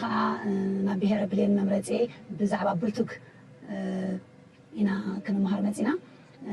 بفلاي كأني تعزت هرافيت انتبه جيتن زخنت أبوهم فليت قعدكم كمهاران كنجبان نزيل له صبوا أنا خاني حرية مسؤولي بهال أجلس تمرت تبعتنا بتوبنا خاجها خبرات مساعتنا خبزالنا نسيا أدريها خاني إحنا مچم ገለገለ ሰሚዕኩም ተኾንኩም ጉዳይ ናይ ገዓት ናብ ቅድሚት ገጻት ትኸይድ ከም ዘላ ናብ ብዓለም ደረጃ ተፈላጥነት ንኽትረክብ ብዙሕ ፃዕርታት ይግበር ከም ዘሎ ሰሚዕኩም ክትኮኑ ትኽእሉ ኢኹም ገዓት ኣድላይ ቦታ ንኽትረክብ ዝግበር ዘሎ ጎዝጓስ ፃዕሪ ከም ኤርትራዊ ንገዓት ተገዲሱ ማለት ካልእ ህዝቢ ገዓት በልዕ ኸውኒ ግን ገዓት ኣብ ኤርትራ ክሪኣ ከለኹ أنا السودان ريه بعمي في إثيوبيا ونريه كل زي ريه كلك ما يكلني ولا زون كانوا أفريقيا ونقال فيرشن ناي قعد مثلا لومي أبي يرتراجن قعد عزل له كمان بناتنا من قدي تسمي سبعة نرجو تسمي بربرة قال جيروز بالعسي أبز حيكونن لذي تقعد سناتنا برانديا نايرترا برانديا ناي هوب نبز جبابو تاكد بتسه دحري أسرت شو عمت مصر شو عمت أبي أوروبا زي من نوا جيش دما زنافق أنت لاقعتي so it means something to us أنا قبلنا شلون زخون كنت قاعسي I still have صبغ زخون سمعت علني سلزي نزا قعدنا بتبتصح كبصحوا حجزوهم نحن عم بقدينا كن حجزينا حنتي مسألة بتيت أم تدرفك بكمي لايك جبرو بليز سبورت جبرو ريتوهم من حسابكم يرفلنا نابلنا مزيان قد فكمينا